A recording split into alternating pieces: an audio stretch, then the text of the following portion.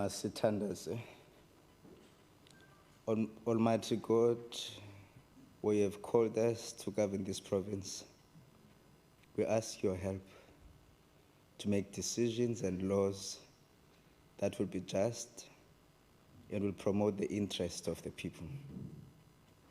Almachtige God, ons bid dat u gedrende ons vergaderings, ons dienende wijsheid sal gee, en ons motiewe suiwer sal hou, en dat u ons sal help om ons tekortkominge te oorkom, en al ons besluite aan u op te dra. Sikelela Nkosi ilizwe lethu nabantu balo, umisele ukulunga kwiphondo lethu. Nkosi sikelela iAfrika, gcina abantwana bayo, khokhela inkokheli zayo, yinike uxolo Nkosi iAfrika. All this we beg in your most holy name. Amen. You may all be seated.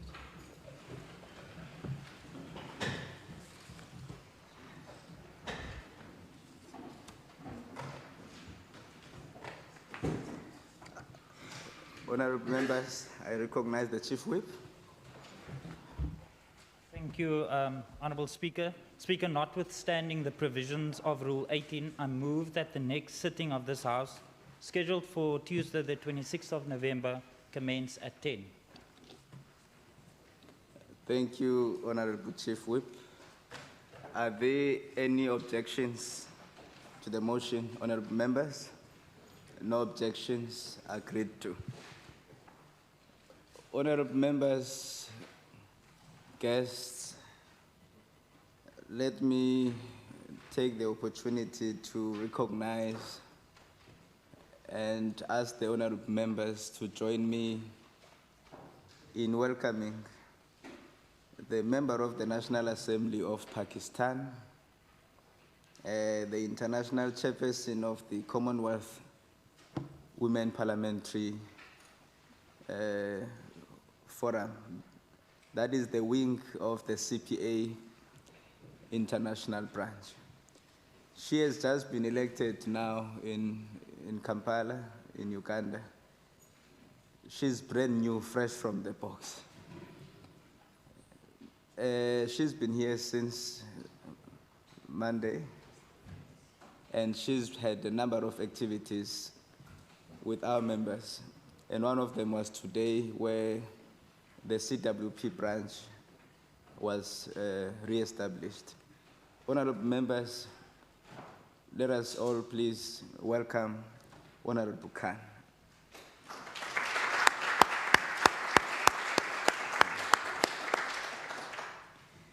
Thank you, Honorable Khan. Please give our regards to the Speaker of Pakistan Parliament. You're welcome here. Now, honorable members, we have got interpellations, and the first interpellation is by Honorable Christians to the Honorable Minister of Education, Honorable Schaefer. I now recognize the Honorable Minister. Thank you very much, Speaker, and to the member for the interpellation. Yes, we certainly do have a strategy in place. The department prioritizes schools for support that need it the most, which includes obviously quintiles 1 to 3, but can also include schools in quintiles 4 and 5, because as you well know, many of our poorer communities are in schools in quintiles 4 and 5. This depends on their results. The strategy includes the following. An examination roadshow was conducted in all districts, targeting all grade 12 teachers in all subjects. Each teacher was provided with feedback on the NSC examinations based on the examiner's and moderator's report. The feedback included a detailed analysis of results per subject and question to identify areas needing attention. Each subject teacher received a subject support package containing support materials in problematic content areas. The department has broadcast the telematics program to 150 schools throughout the academic year. This program was also accessed via live streaming, which in effect provides access to all learners. A Tips for Success booklet was issued to all grade 12 learners, An exams exemplar booklet was distributed to all grade 12s. All districts have implemented comprehensive support programs for teachers and learners. A centralized tutoring program targeting learners from schools in the lower quintiles was conducted during August and September. The program in August provided 6 hours of tutoring in a range of subjects where learners were able to register for 2 subjects in which they were either performing poorly or had the potential to achieve an excellent result. In September, the same learners went to classes over a 3-day period, which provided them with another 6 hours of tuition in 3 subjects. This program targeted approximately 1,800 learners across the province. Subject advisors and senior curriculum planners have also visited and supported teachers and learners at these schools during the course of the year. Thank you. Thank you, Honorable Minister. I now recognize Honorable Christians. Thank you, Speaker. Thank you, Minister, for that response. Just, Minister, and I'm just reading out of the annual report. So your focus and objectives were to improve the level of language and mathematics in our school, also to increase the number of quality passes and the National Senior Certificate, and also to increase the quality of education provision in poorer communities. Now, Minister, you will agree with me that there is still a lot to be done when it comes to the poorer schools, because if we look at just the statistics out of the annual report, although we saw a significant increase when it comes to these quintile schools, it's still far beyond where we need to go. And I'm not going to give the details, but in the annual report, it gives us the successes of the quintile 1 and quintile 2 and quintile 3, the bachelor passes. But my concern is still in our poorer schools, people is still not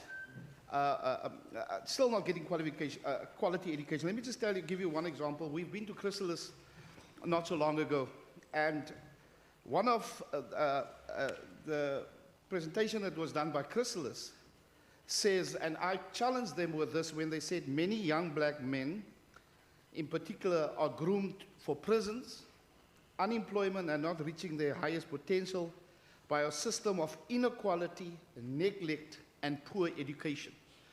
The CEO, Dr. Meyer, also said that when they do get a child from Khayelitsha and a child from Rondebosch, there's miles.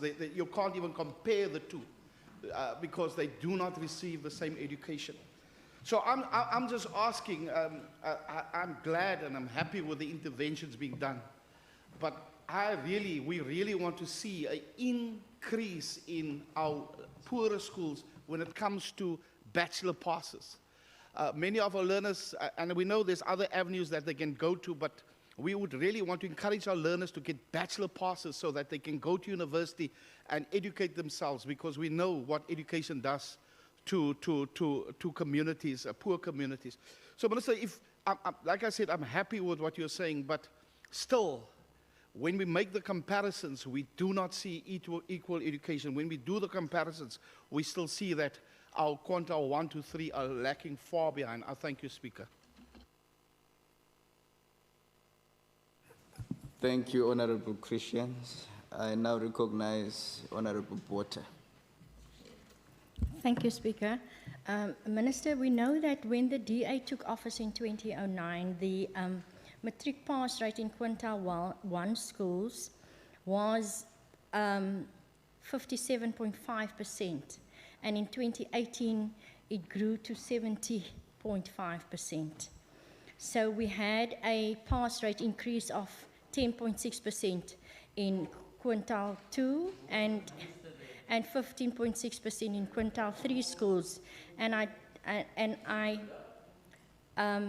want to know that in terms of the WCED and the retentions of learners to be able to complete a matric pass, how does that compare, for instance, to our neighbors in the Eastern Cape? And also in terms of the collaboration schools, how many are there in the quintiles 1 to 3? And what will this collaboration, what will the effect be on the matric pass? And Minister, if you can speak to the number of matrics in this quintiles, as asked in the questions, quintiles 1 to 3, how many will be matriculants writing the external exam for 2019?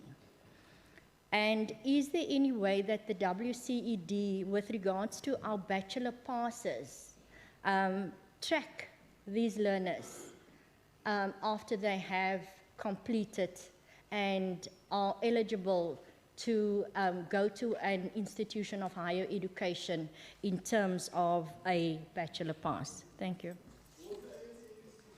Thank you, honorable members. Thank you, Honorable Porter. Honorable Said. Thank Numbers you, don't Honourable lie. Speaker. Every Numbers year, don't lie. over the past 3 years, the Honourable MEC for Education has been claiming to have a turnaround strategy to help turn the tide. Yet when the results are released, we witness a regression in the matric pass rate in the Western Cape. Not only is the pass rate declining, but the quality itself is dropping, with the number of schools with matric pass rate below 60% increasing, and the majority of such schools are quintile 1 to 3, where learners from disadvantaged and poor backgrounds are affected. Now, Speaker, the retention rate for learners between grades 10 and 12 is decreasing. And Speaker, the number of learners taking up mathematics and science and that of learners passing these subjects is also dropping.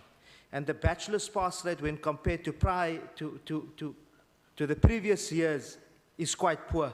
Honourable Speaker, an effective turnaround strategy should be the one which addresses the root causes of the challenges affecting the schools in quintiles 1 to 3, not piecemeal solutions. And aside from shifting the focus to the budgetary constraints, the MEC must tell us what is being done to address the overcrowding and the teacher-to-learner ratio. Is there a plan to alleviate the pressure by opening up the gates of schools in quintiles 4 and 5 to learners from overcrowded schools in poor communities? The scourge, Speaker, of gangsterism at our schools is exaggerated by the unwillingness of the Department of Education in the province and the MEC to fix broken fences, a matter that I've always been raising. What is being done to keep our schools safe? For example, from Homba Primary School today in Khayelitsha, we received news of the computer labs again being vandalized, with PCs having been stolen, despite numerous requests by the principal for the department to build fences. Obviously, you will have poor results.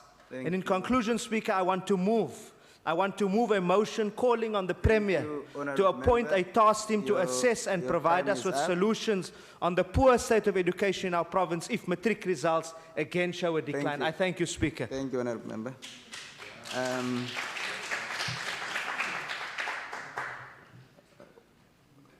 Honourable Christians.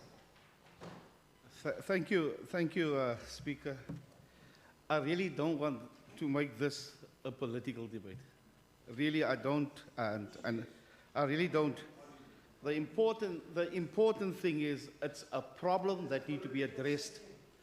It's a problem that needs to be addressed. I mean, one of the examples that we have is when we visited Laingsburg. One high school in Laingsburg, and one high school in Laingsburg, and those children don't have the opportunity to do pure maths because they don't offer it. So they need to leave Laingsburg in order for pure maths. So yes, and more and more we hear that pupils are sent in certain directions so that schools can get better results, and not thinking that maths and science is so crucial that we get and steer people in those directions where it's mostly needed. Another important thing, Speaker, is when it comes to, and we've always spoken about that, but if we don't fix the safety of our learners, I don't think they will excel, and that is a critical issue. But besides that, I think the important thing is we want to see better results, where the Western Cape is first again and not third. We want to see that we excel in various areas, but especially in those poor schools, especially where those pupils that matriculate just become unemployed and are roaming the streets. That is what I'm talking about. Let's put in all the efforts to improve our education so that our pupils in those quintiles, quintile 1 to 3, get quality education so that they just don't go to institutions of learning but also go to university. Because it's so easy to say institutions of learning. I'm here to say our percentage of quintile 1 to quintile 3 when it comes to bachelor passes is lagging far behind. When it comes, if you break down the 81% pass rate and you take it by a quintile, we will be astonished to see that we are lagging behind. So it's one thing to say we've got 81%, but out of that 81%, a lot of our quintile 1 to 3 is not featuring there. So, You need Minister, to conclude. yeah, Honourable Minister, Member. I encourage what you said, but we need to do something to see a turnaround at this, at the end of this year, and be proud that everybody has gained and has quality education. I thank you. Thank you, Honourable Christians. I now recognize the Minister. Thank you very much to members for the debate. Honourable Christians, yes, I do agree with you that we are nowhere near where we would like to be in quintile 1 to 3 schools. In fact, in many of our schools, even in other quintiles. We're always looking to improve in the Western Cape Education Department, you know, we really are doing the very best we can under extremely difficult and increasingly difficult financial situation. Honourable Botha, I don't have the figures of the collaboration schools. I can get them for you and send them through to you. But bachelor passes have certainly increased in the last year. We went up very nicely, and the bachelor passes in the quintile 1 to 3 schools in particular have increased very, very nicely. And as you've said, the matric results also, since we took power in 2009, have increased substantially. And we will continue. I mean, that is all as a result of ongoing efforts in those schools to ensure that we do the very best we can for those learners. Honourable Side, I'm sick and tired of hearing from the ANC that we must come up with a plan. Yes, I am. Don't come and tell me about budget. Well, tell me how to employ. Sorry, Speaker. I don't welcome critique when the reason why we can't fix fences at every school, and the reason we can't employ teachers in classes is because the ANC has stolen and wasted so much money, hundreds of billions of rand, that every year we get told to cut our budgets. We cannot increase the standard of education by giving better teachers, more teachers for maths and science, more teachers to reduce the class sizes without more money. I don't understand how it's so difficult to comprehend. We can't employ teachers without money. Now, if we're having classes with 60 people in a class, we need more teachers. Therefore, we need more money. So, perhaps Honourable Syed can take it to his national counterparts in National Treasury and tell them what they are doing to education in the Western Cape. Order, Honourable Members. Order. As far as the matric pass rate is concerned, we've been there, I don't know how many times. Half of the pass rate increase last year was because of the multiple exam opportunity, in which other provinces forced their learners to not write the full matric exam. And then their pass rate went sky high because they had fewer people writing. So all the people who were not going to pass were kept out of the system. So that's why the pass rate went down. We still maintained 81% with the highest retention rate in the entire country from grades 10 to 12. That is my favourite test. So it is completely not correct. And we do need to look, I agree. We do need to look. Order. Order, Honourable Members. We do need to look at how we report matric results, because if it's just going to be a percentage, then we're going to carry on doing this thing. People are going to carry on getting pushed out of school to get better results, and they're not going to take mathematics, because I agree, some people are kicked out because they are not going to, they're going to bring down the results. In addition, because of the ANC's abject failure in Eastern Cape, we've had 130,000 more learners coming here. A third of them, they only come here in grade 10, because they're so desperate to get a good education. Then they're not improving. 25% of their learners did not write matric last year. Go look. So the point is, they are maybe improving, but nowhere near what they were claiming last year. Now, the point is we cannot keep on pursuing the percentage pass if we are genuinely serious about trying to get people to stay in school and take the subjects like maths and science that we so desperately need in our economy. So I agree that we're nowhere near where we should be, but our bachelor passes are hugely improved. Our retention rate is hugely improved. And I also would like to just say to Honourable Christians, I don't agree that we must obsess about university. Higher education, yes, but not everyone should be going to university because that is not the best option for everybody. And we need more and more Honourable technical Minister, and vocational you skills need in this to country. wrap up. We need more and more technical vocational skills in the country, and that's what we need to work towards. Thank you. Thank you, Honourable Minister. Honourable members, before we go to the next interpellation, allow me to do the following. Honourable Premier, Leader of the Opposition, and obviously honourable members present. I know that members may see some changes, maybe some new faces or one face that is new in the House. It's not a member of the public. Due to the resignation of Mr. Diaga, a vacancy occurred in the representation of the Al-Jamar Party in the Western Cape Provincial Parliament, thus creating a vacancy which has since been filled by the nomination of Mr. G. Brenkase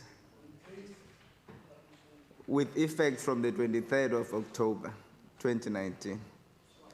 I had the liberty to preside over the swearing-in of Honourable Brenkase in my office on the 23rd of October 2019.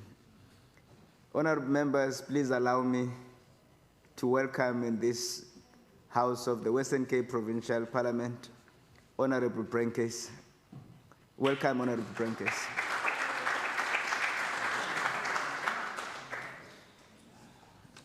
Now, you are an honourable member of this House, but you've been participating in committees in any case. So welcome, sir. The next interpellation is by Honourable Mvimbi to the Minister of Finance, Minister Menier. I now recognize the Minister of Finance. Thank you, Speaker. The constrained economic and fiscal outlook requires provinces to ensure that efficient, effective, and sustainable management of fiscal resources is, of course, implemented in the Western Cape. Good governance and fiscal responsibility are, of course, critical to ensure that despite the challenges we face, we can continue to deliver services to unlock economic growth and, of course, to create jobs in the Western Cape. We remain committed to the principles of allocative efficiency, fiscal consolidation, fiscal discipline, and fiscal sustainability in the Western Cape.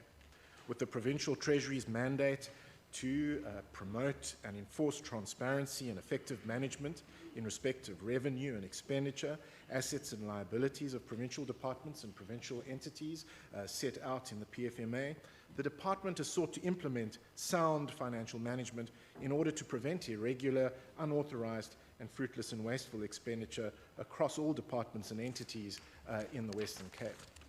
We have conducted assessments of departments and entities on budgetary matters, supply chain, asset management, and accounting with departments and entities reporting to the Provincial Treasury on, of course, the irregular, unauthorized, and fruitless and wasteful expenditure as part of the monthly in-year monitoring reports. We hold quarterly engagement sessions with departments to discuss all issues emanating from the in-year monitoring reports. We have developed good governance support plans to assist departments and entities to close the good governance gaps and improve fiscal responsibility. We also have forums for chief financial officers, supply chain management, and of course financial management and accounting. We've issued delegation frameworks, and we provide a continuous analysis and guidance of regulations and instructions.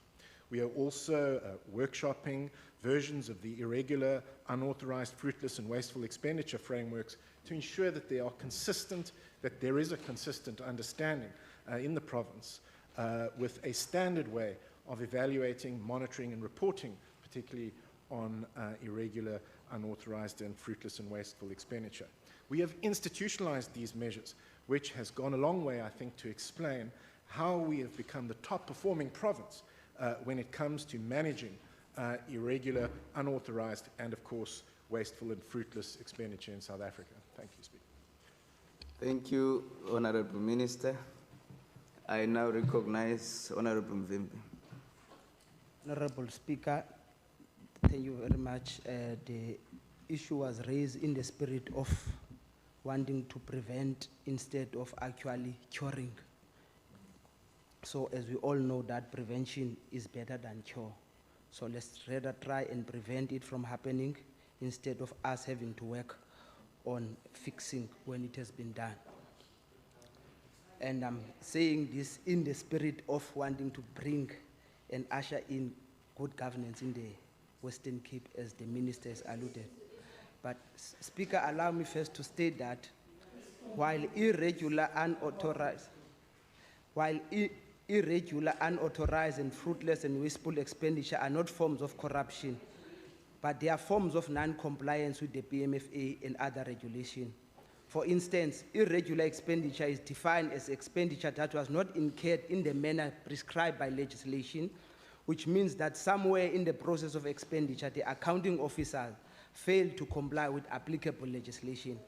On the other hand, fruitless and wasteful expenditure means expenditure made in vain, which could have been avoided had reasonable care been taken. Speaker, the above speaks to both the weaknesses and other related challenges of supply chain management process, as well as the lack of consequent management. In this regard, the Auditor General has been consistent in making calls to pay urgent and focus attention to improve on supply chain processes. The PMFA make it clear that accounting officers are responsible for preventing the above transgressions. Instead of applying consequent management, the provincial government must not move in to condone some of these expenditures. There must be action that must be taken against individuals that have been responsible for this. As an example, there are departments that are having irregular expenditure and fruitless expenditures. I would have expected that the minister will say in these departments, these are the action, these are the activities that are going to be done.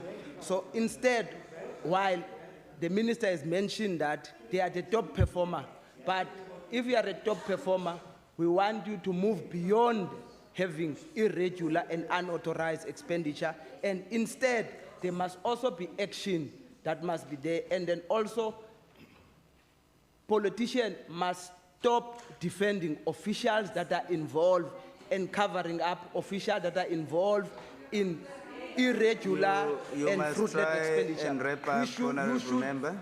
As politicians that are responsible, especially the executive authority, they must be the first to say that this official has been responsible and we are taking action. We don't expect Thank that you, there must be Honorable cover Mvimbi. up.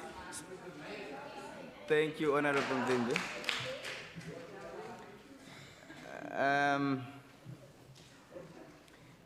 Thank you, Honorable Mvimbi. I now recognize Honorable Bartman. Thank you, Honourable Speaker. The role of the Standing Committee of Public Accounts in the WCPP is to hold the executive account for the financials in their respective departments. And firstly, two things. I would like to thank the ministers, every single one, and the Premier for availing themselves. I've seen every single minister here during the SCOPA annual reports during this season. Secondly, I would like to congratulate the Minister of Health. I would like to congratulate the Minister of Health and her department for being the first health department in South Africa for getting a clean audit. Speaker, when it comes to irregular, fruitless, and wasteful expenditure, the reason why the health department is actually such a beacon of light is because in the ad hoc nature, in the emergency situations that the health sector exists, it is truly a remarkable feat to receive a clean audit. In SCOPA, we heard various examples of minimal amounts of regular expenditure, where it was crucial to ensure service delivery, but due to red tape certain legislation imposes, the particular regulations could not necessarily have been complied with. And I'll give you some examples. In many of these, for example, you would get 2 quotes instead of 3, but there were only 2 companies in the whole municipality that could deliver the particular service. In the health department, and I remember Honorable Vimbi is the chair of SCOPA, and we sit on the same committee, so I'm surprised that he forgets some of these things. Health, for example, had to get a new machine, but this particular machine, only the particular branding of that machine could be bought, otherwise it would not comply with any other technology in the whole department. I'm not sure if Honorable Mvimbi wanted the minister to buy a different machine. For example, social development, majority of regular expenditure was local content. If you don't comply 100%, if it's 99%, then all of a sudden it is non-compliance. Agriculture, which is arguably the worst, had a fifth of a tenth of 1%. Thank you. Thank you, Speaker. Thank you, Honourable Member. I now recognize, Honourable Members, order. I now recognize Honourable Mvimbi. Thank you very much, Mr. Speaker. It's quite been interesting that when I raised this issue, I did not make mention of any specific department because I was actually saying that we must make sure that we do prevent irregular and unauthorized expenditure. But out of political expediency, some members of parliament they've chosen to mention that department. For example, while most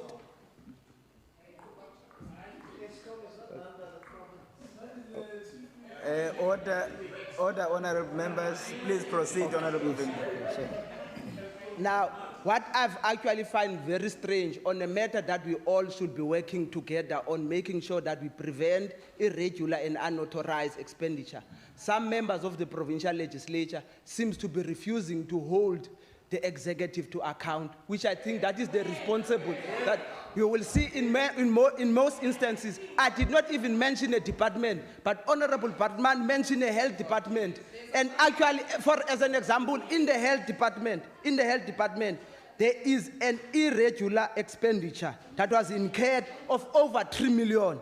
And because incorrect bidding process was followed, and a further 1.3. So, but that, for some reason, because we've got a situation, Mr. Speaker, that where most members of the provincial legislature who are supposed to hold the executive account, what they do, they praise the executive. And I keep on telling them that you cannot praise the fishes for swimming.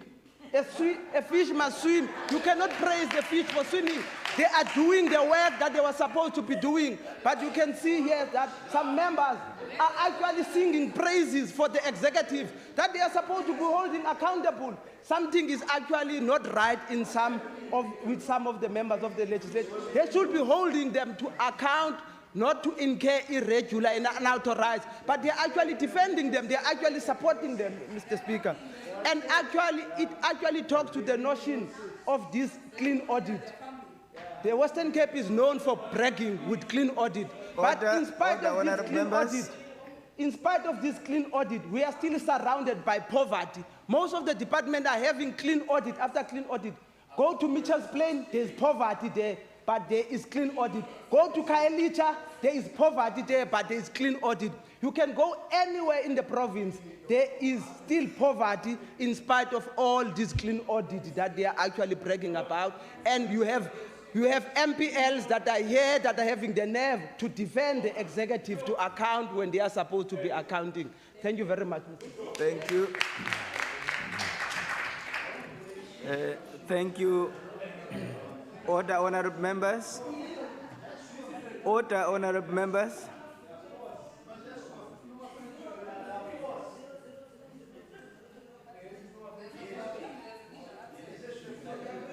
Order, honourable members.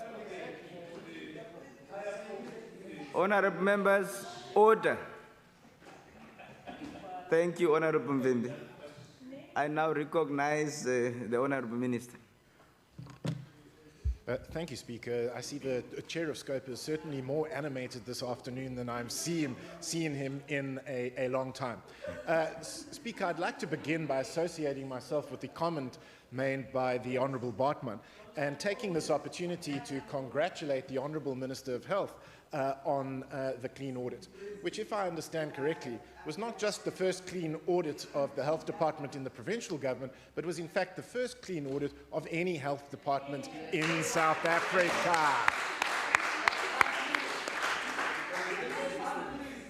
Speaker, I'd like to associate myself with the point made.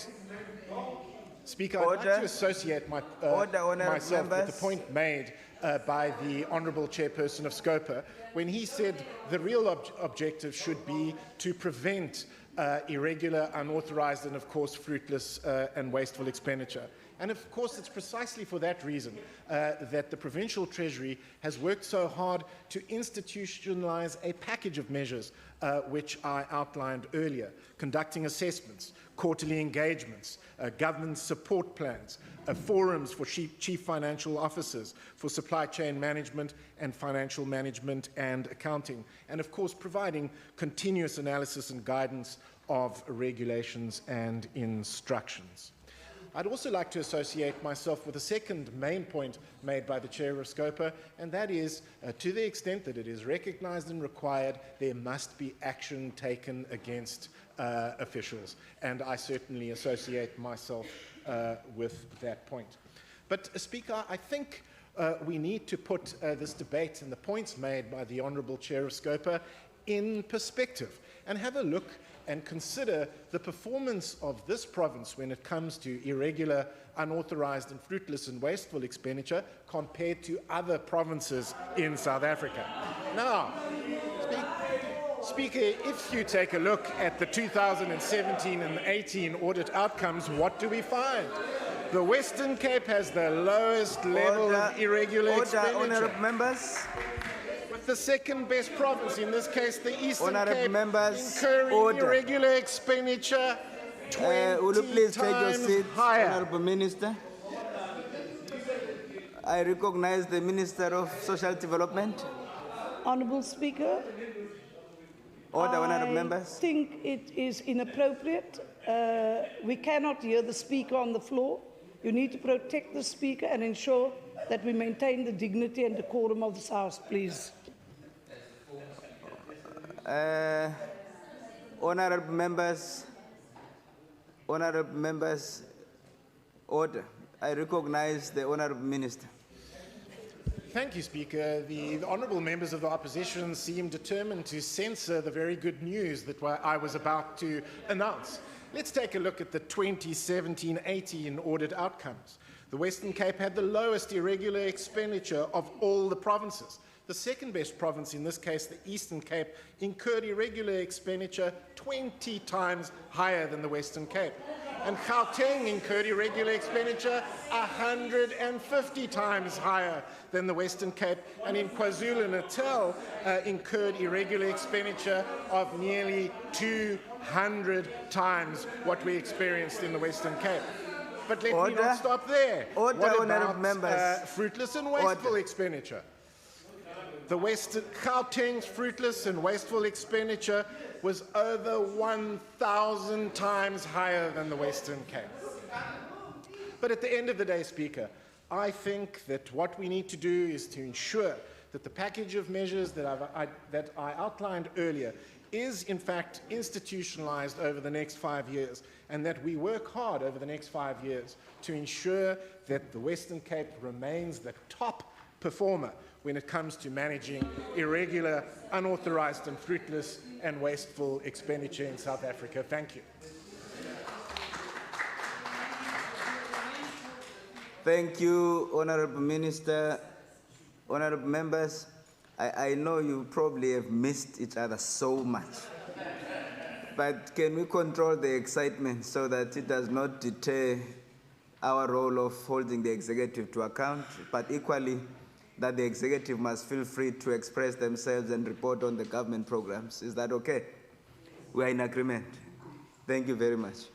I now recognize the member. In fact, the next interpellation is an interpellation by Honorable Makamba Boja to the Minister of Education, Minister Schaefer. I now recognize the Minister. Thank you, Speaker, and thank you, Honourable Makamba Botje, for the interpellation. The Western Cape After Schools program is in fact managed by the Department of Cultural Affairs and Sport, not Education. So I have received an answer from them, which I trust is in order. In 2015, the Western Cape Provincial Cabinet identified after-school programs as a key priority for impact.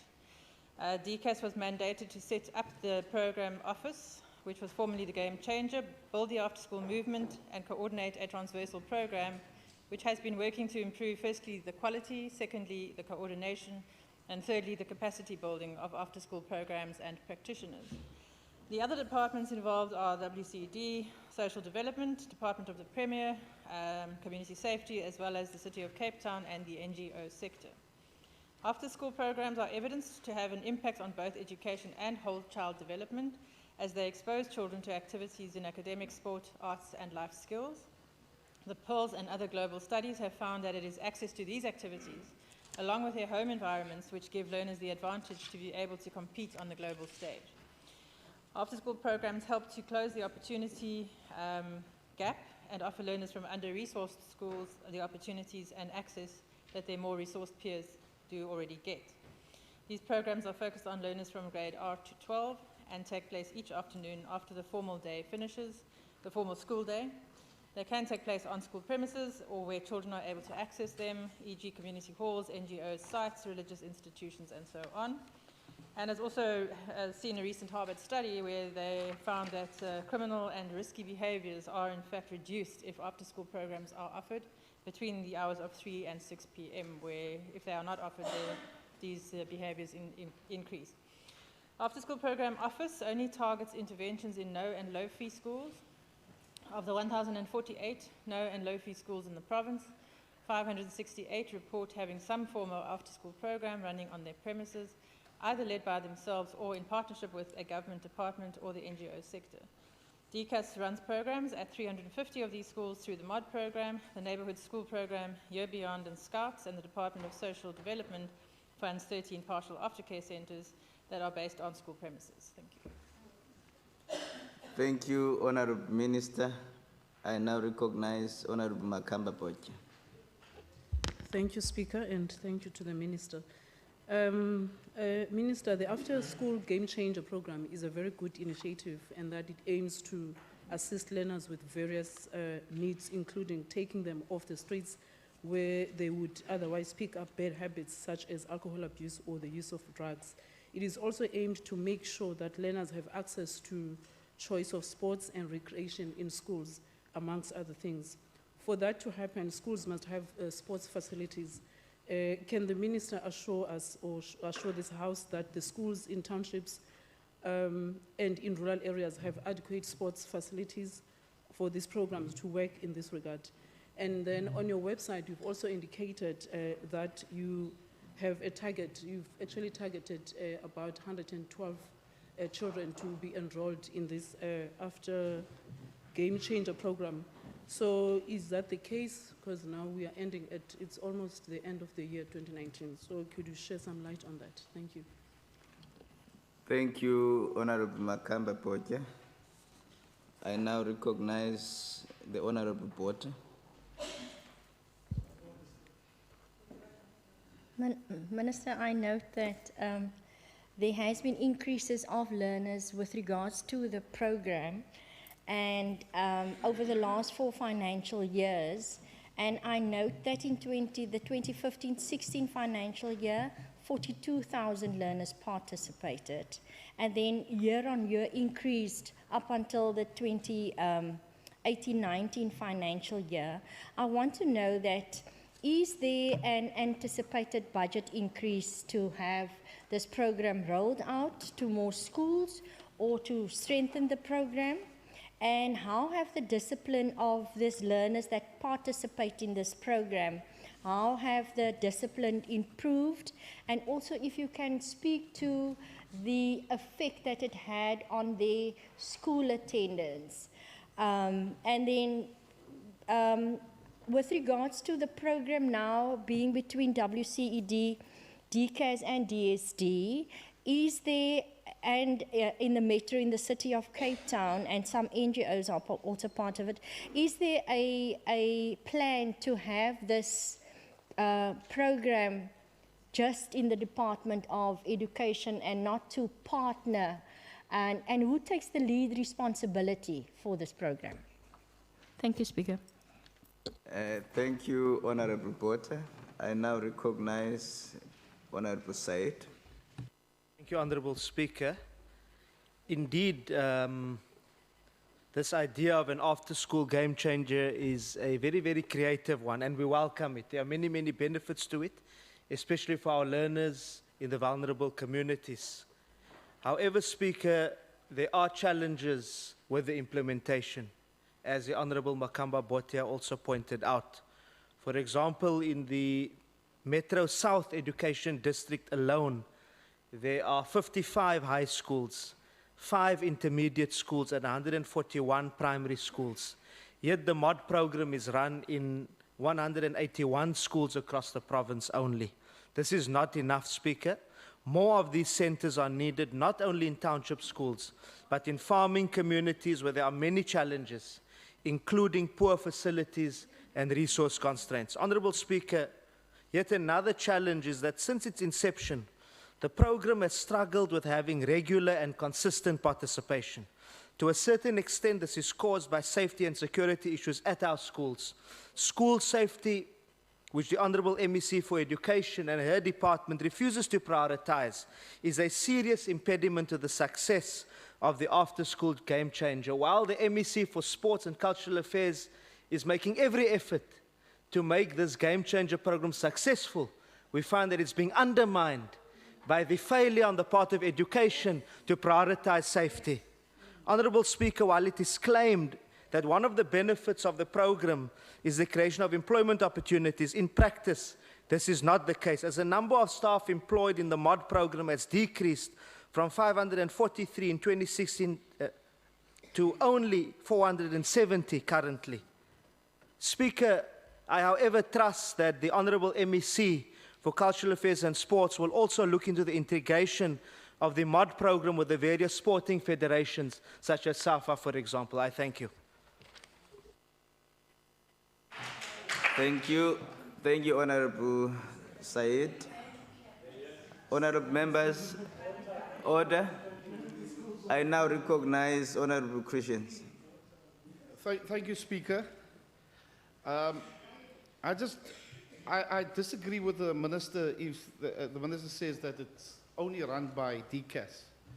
The briefing that we received by the district directors told us there is an after-school game changer and DCAS with the MOD centers. That is the briefing we received.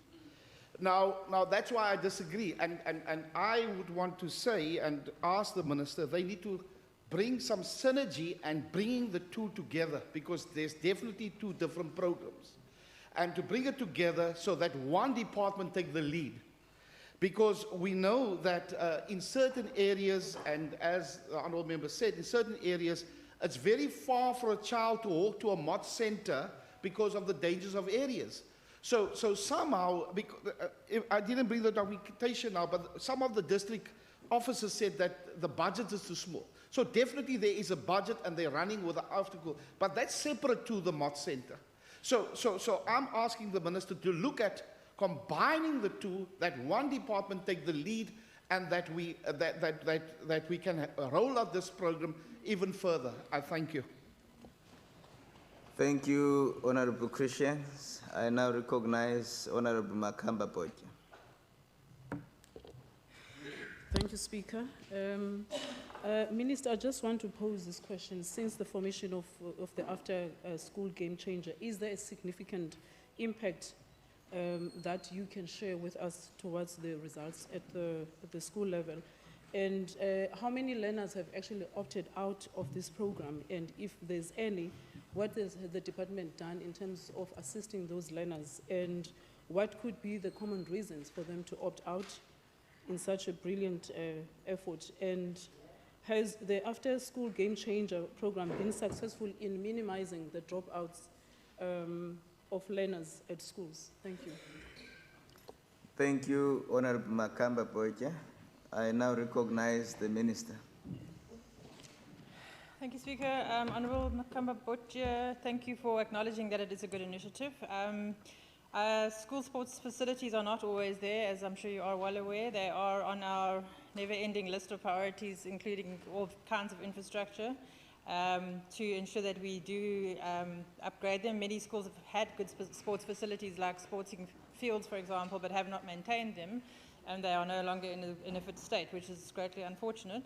But they certainly are part of our infrastructure program. As far as the figures that you're looking for regarding how many targeted versus how many came, how many dropped out and so on, I'm afraid you're going to have to ask my colleague who is taking responsibility. And it is falling, Honourable Christians, I didn't say they were the only one involved, but it is falling, the department that's taking the lead is the Department of Cultural Affairs and Sport. They sit with the Office for the After School Program, even though there are other departments involved in the programs, obviously education being probably the main one. Honourable Botja, the same goes to your increases over the last 4 years. I will have to ask that to Minister Marais. I have anecdotal evidence that discipline has improved with the number of the programs, particularly the marching bands. Apparently that really has made a difference, but we haven't had enough time really to do a proper study of issues like retention and so on, which I think still should be done in future. As far as Honourable Sai is concerned, same story regarding infrastructure, yes. Once again, he's peddling the absolute untruth that we do not prioritise school safety, and once again refers to issues that happen outside school properties to try and make sure that the Education Department has to take responsibility for those, which we can't do because we have no mandate. That is why Premier Wendy has prioritised safety around the entire province as a holistic issue, which we are part of and completely agree with and support. As usual, running away when national government doesn't comply with their mandates on anything. As far as the number of staff employed in mod centres, sorry, Honourable Speaker, can we all have a chance to make our inputs, if you don't mind? Order, Honourable Members. Please proceed, Honourable Minister. Thank you. As far as the number of staff in mod centres, that falls under DCAS, so I'll leave that to my colleague if you wish to direct an interpellation or a question to her. Honourable Christians, I've answered that about the synergy. It is DCAS that's taking responsibility. They're in charge of the entire program, but obviously other departments have, DSD has their partial care programs which fall under it, but they coordinate it there. As far as safety to mod centres, I agree with you completely. And actually, Honourable Botja, my ideal is for these programs to take place as part of the extended school day. There is provision in the PAM document for teachers to do after-school programs, but given the excessively high class sizes that many of them are dealing with in poor communities, I have been reluctant to try and add additional duties onto them. But ultimately, I do think that the school day should be longer. I think it will benefit the teachers also in the long run and also the learners. So as far as the impact of results, as I said, we haven't done a formal study on that yet. I think it is a bit early still, but I do think in the next year or two, Honourable Marais, maybe we need to look at that as a combined effort. Thank you. Thank you, Honourable Minister. That concludes the interpellations, Honourable Members. Now we're going to oral questions. The first question is by Honourable Maran to the Premier. I recognize the Premier. Thank you very much, Speaker, and also to the Honourable Maran for the question. As a feeder canal to the Bruntvlei Dam, this is the property of the Department of Human Settlements, Water and Sanitation. They subsequently indicated that they will cover the cost of the construction from their own maintenance budget.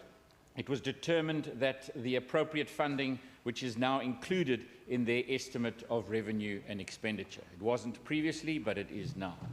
And then part two, when I was the Minister of Agriculture, we introduced Project Khulisa, which was a new bold approach to growing the economy and creating jobs, with agri-processing being one of the 3 sectors that this project focused on.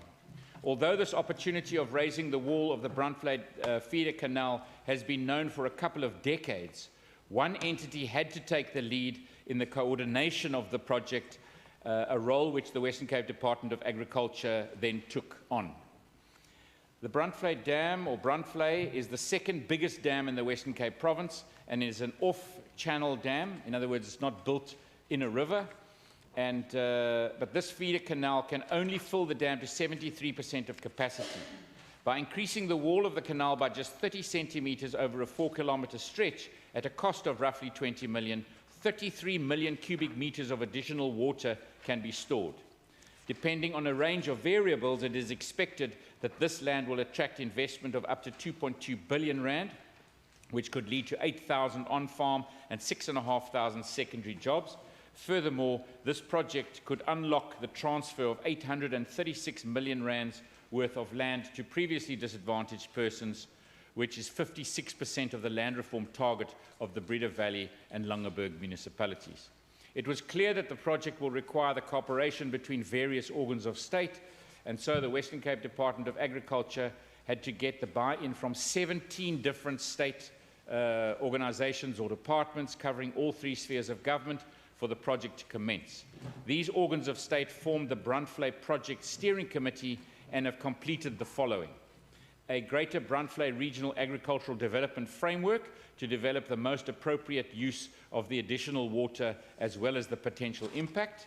B, a research project on the hydraulic and fluvial morphology of the Hallsloot Bruntvlei Dam diversion upgrade. C, the assessment to determine whether an environmental impact assessment would trigger if the height of the wall of the canal was to be increased. D, a consultative process between current and new farmers, as well as relevant organs of state, to reach consensus on key criteria for the allocation of the additional water from the Bruntvlei Dam. However, it is important to note that allocation of water rights must take place in accordance with procedures and criteria established by the Department of Water and Sanitation. E, a pre-feasibility study of options to increase the yield of the Greater Bruntvlei Government Water Scheme in preparation for a potential Phase 2 project. And lastly, F, guidelines to facilitate the EIAs of individual farming projects. And as a result of the work of the Bruntvlei Intergovernmental Steering Committee, all objections against the project were removed and funding has been obtained to commence with the construction of this project.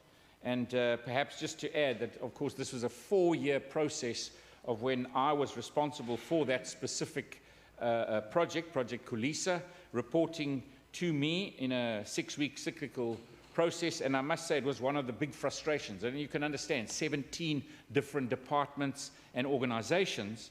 And I think that's why when the President opened up the opportunity of premiers to be part of the strategic planning process and that extended cabinet, this was one of the issues that I raised there, and we very happily welcomed the Minister's announcement shortly thereafter that the department would actually fund this and actually would become a project to be started this month.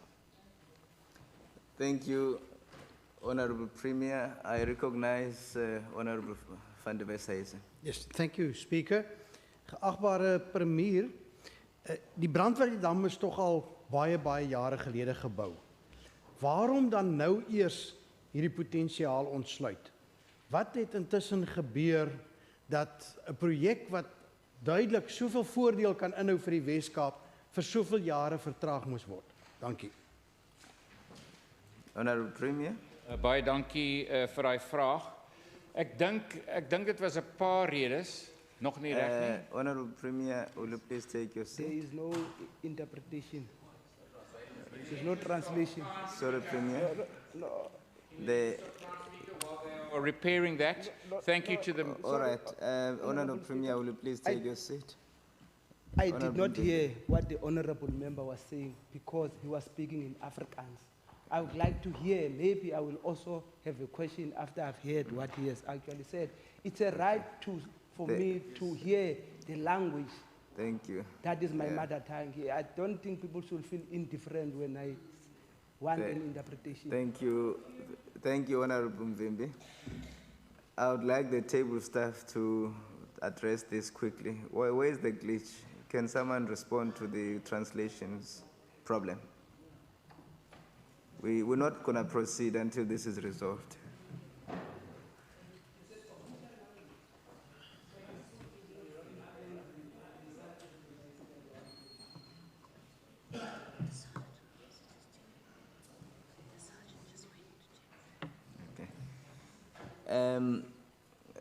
Honorable members, the Sergeant at Arms has just gone out to investigate what may have ensued. So we will wait. Is it back now?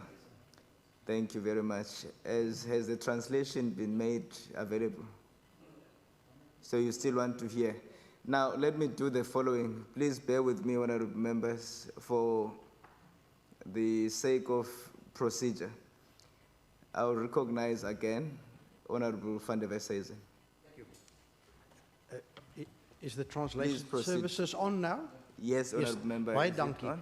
Agbare premier, die Brandvleitdam is tog al dekades gelede voltooi. En hier is duidelik 'n projek met soveel potensiaal wat soveel waarde kan ontsluit wat vir baie jare al beskikbaar was of bekend was. Waarom is dit so dat daardie projek vir soveel jare vertraag is en nou eers All right. Again, translation, it so- was happening. Honorable, They say it's 6, honorable members, translation for Afrikaans to English is channel number 2. So press channel number 2, and then we can talk again. It's quiet now because no one is talking. Can I request the translators to say something?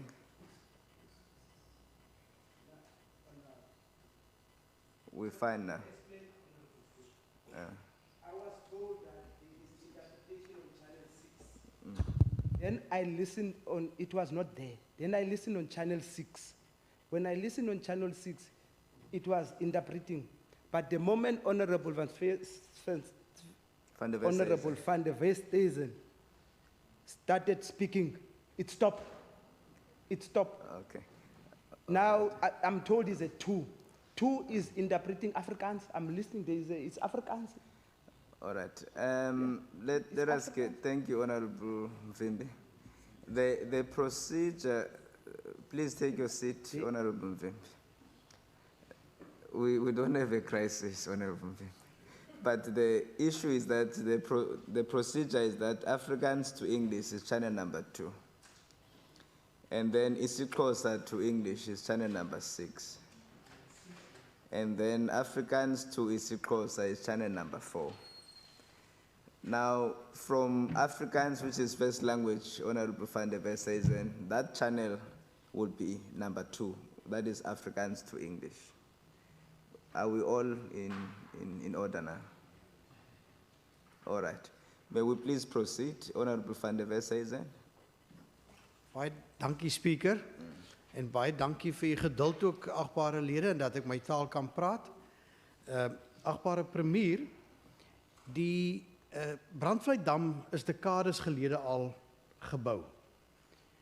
En is baie duidelik dat hier nou al baie jare gelede geïdentifiseer is dat 'n relatief klein belegging van nou in vandag se terme 20 miljoen rand 'n baie groot potensiaal kan ontsluit en 'n baie groot belegging in ekonomiese groei tot gevolg kan hê. My vraag aan u is daarom, waarom moes die Weskaap soveel dekades wag voordat 'n projek van relatiewe klein aard en wat tog baie duidelik aan almal bekend was vir sy voordele, dat dit nou eers geïmplementeer word? Baie dankie, speaker. Baie dankie, Honorable Van der Westhuizen. I recognize the Premier. Baie dankie vir daai vraag of die opvolgvraag. En ek moet sê as die vraag nou kom, jy kan maar dink dat hierdie net 20 miljoen rand wat soveel hektaar oopmaak. Ek dink in Engels was dit gesê 4 jaar of 5 jaar terug. This is a no-brainer. Maar ek dink almal gehoor het in my antwoord, dit was nie maklik nie, dit is 'n kompleks proses. I think that there were many objectives. There's 17 different organizations and departments, and it took 4 years before we even could get to a budgeting process or a time when someone would take it on. Maar ek dink nog steeds, jy weet, na hierdie proses, ek is baie bly dat ons nou gekom het waar ons nou is.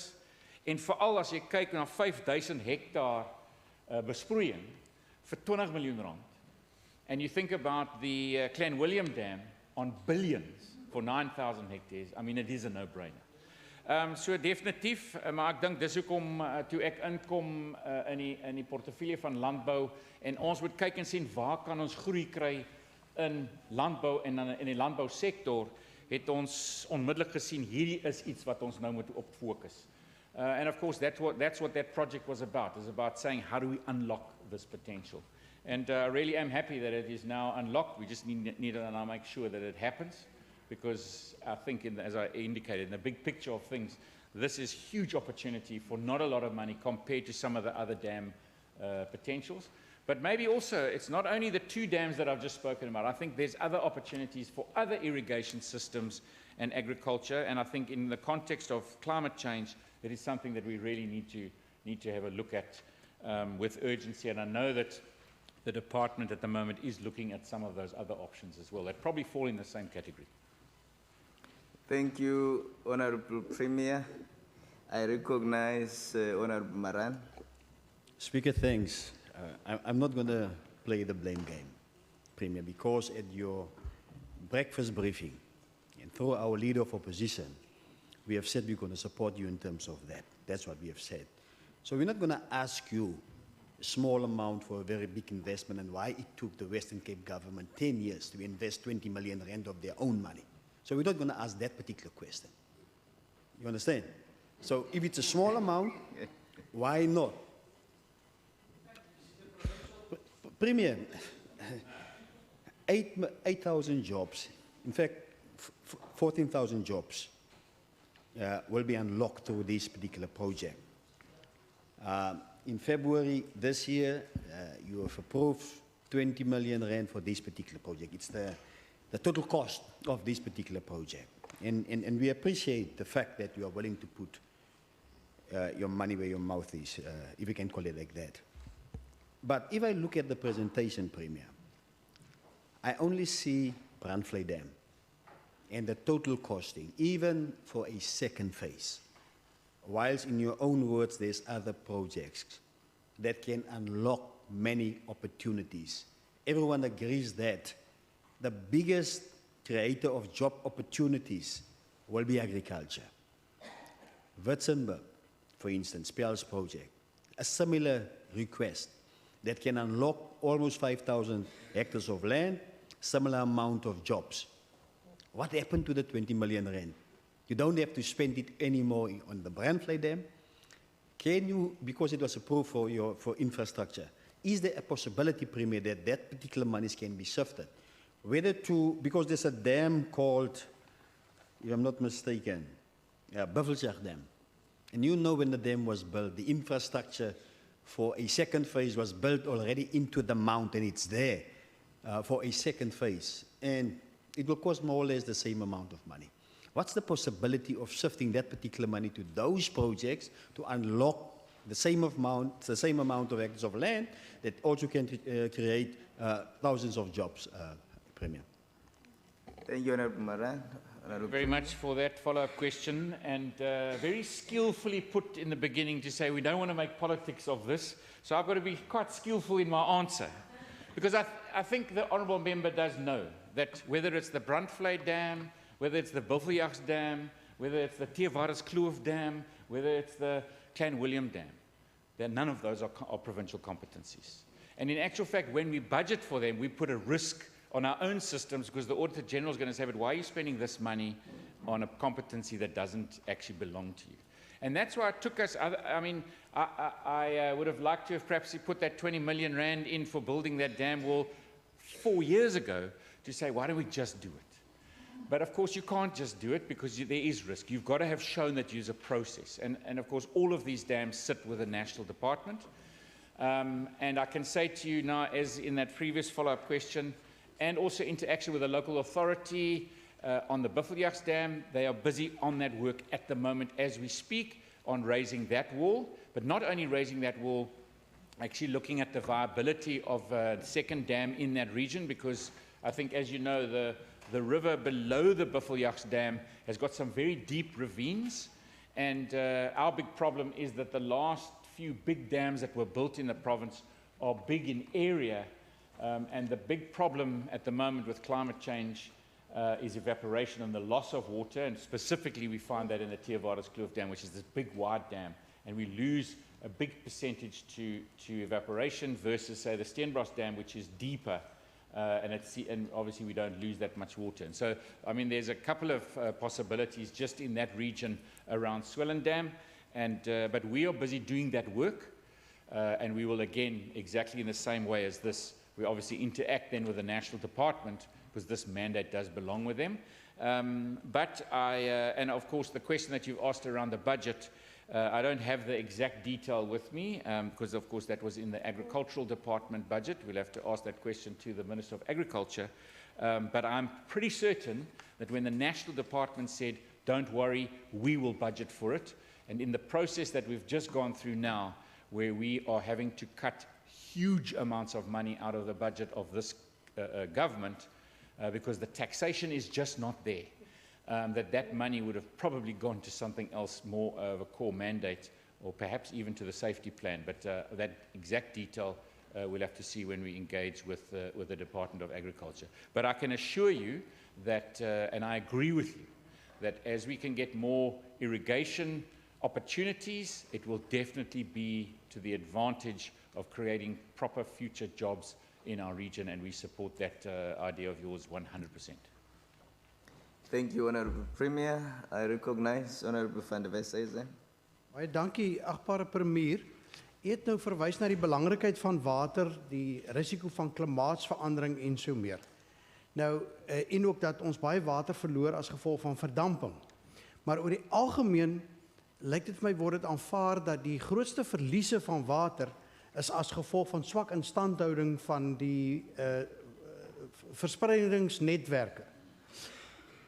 Hoe vergelyk die Wes-Kaapse verspreidingsnetwerke, soos deur munisipaliteite in stand gehou, met die van plaaslike owerhede in ander provinsies? En is daar enige aanduiding dat ons plaaslike owerhede die instandhouding van waterpype en so meer ernstig opneem? Dankie. Thank you, Honourable van der Westhuizen. Baie dankie vir daai opvolgvraag. Dis baie moeilik om sommer nou net uit my duim uit daai syfers te suig, maar ek weet dat veral die stad Kaapstad het baie hard gewerk om daai om hulle pypstelsel deur te gaan, en ek weet as ek dink is omtrent 14 tot 17% is waar hulle nou sit, daar iewers, en ek weet dit is 'n baie goeie syfer as jy in vergelyking met ander munisipaliteite oor die land, maar ook internasionaal is daai syfer taamlik goed.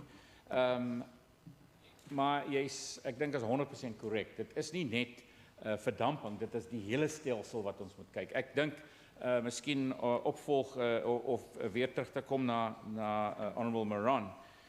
I think about that system, and it's not only the pipe system, it's the collection system as well. And so I remember at one stage, because of the drought, we actually spent money again in the province, which should have been at national, on the clearing of the canal system. That was on the 24 rivers and the canal system into the Voelvlei Dam. Ons het daai geld gespandeer om dit oop te maak, want the silt filled it up and the water was going directly past into the ocean instead of going into the dam. And so I remember taking out the treasury and everybody going to have a look at that. So if we don't do this urgently now, we won't be able to put the water in the dam. And I know just that intervention gave the city of Cape Town something like 40 days worth of water extra just because of that one intervention, let alone agriculture. And then, of course, I also think about the canals from the Clanwilliam Dam and the maintenance of those canals. And that is also under huge pressure.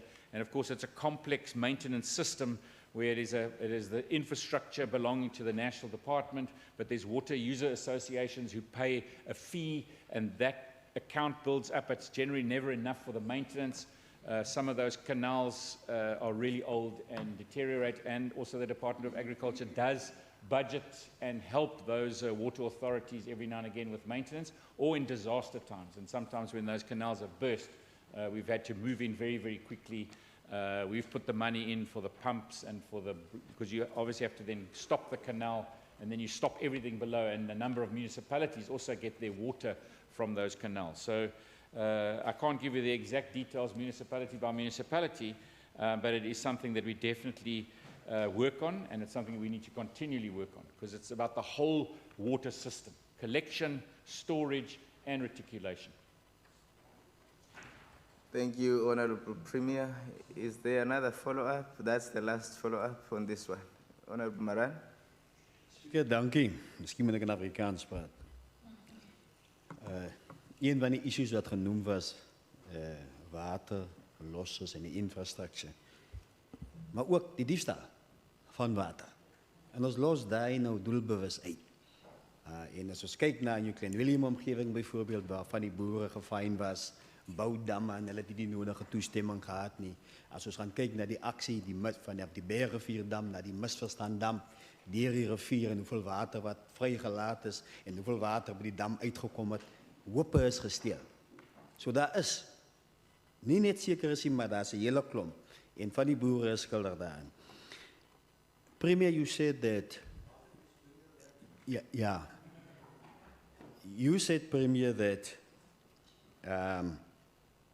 the issue of water is not your mandate, and I fully agree. But so is police not your mandate. And you found 1 billion rand for that particular project, safety and security. Now, job opportunities is also safety and security.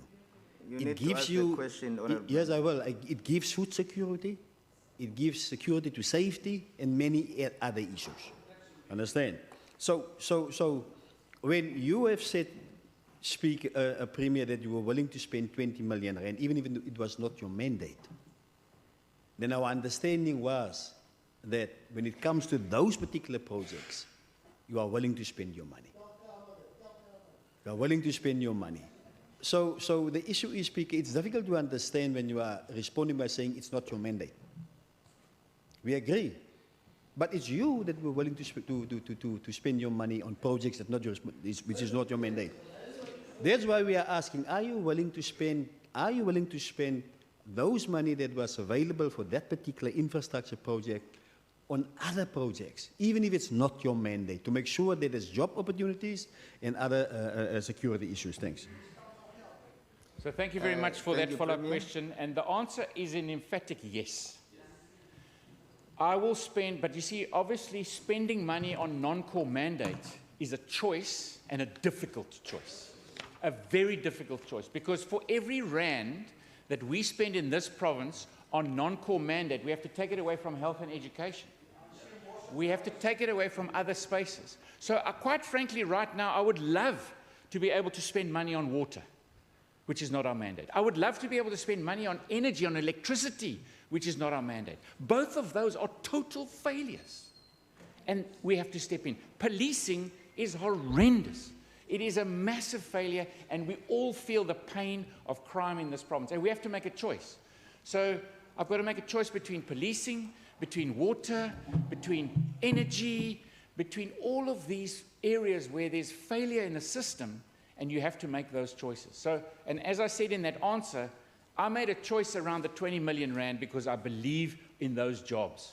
And then I really, really, really welcome the national minister stepping up and saying, don't worry, we'll cover that cost. Now I can take that money and go back and put it into children's education, which is where that was actually meant for, that children's education.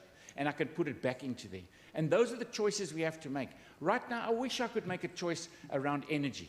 And of course, we're in court at the moment to try and make that choice around energy, because Eskom is broken and not able to supply the energy that this country needs. That's why our debt is becoming so much more expensive, because we can't even get that right.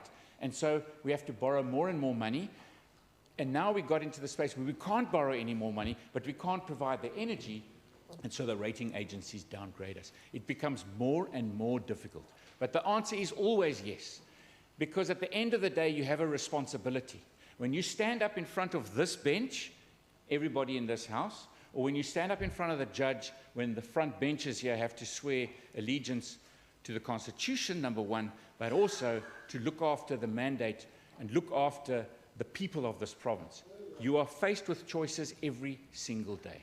And I mean, today of all days, and I'm pretty certain someone might say something about it, but today of all days was a tough day because I changed my arrangements this morning to go and visit another policeman's family who was taken out.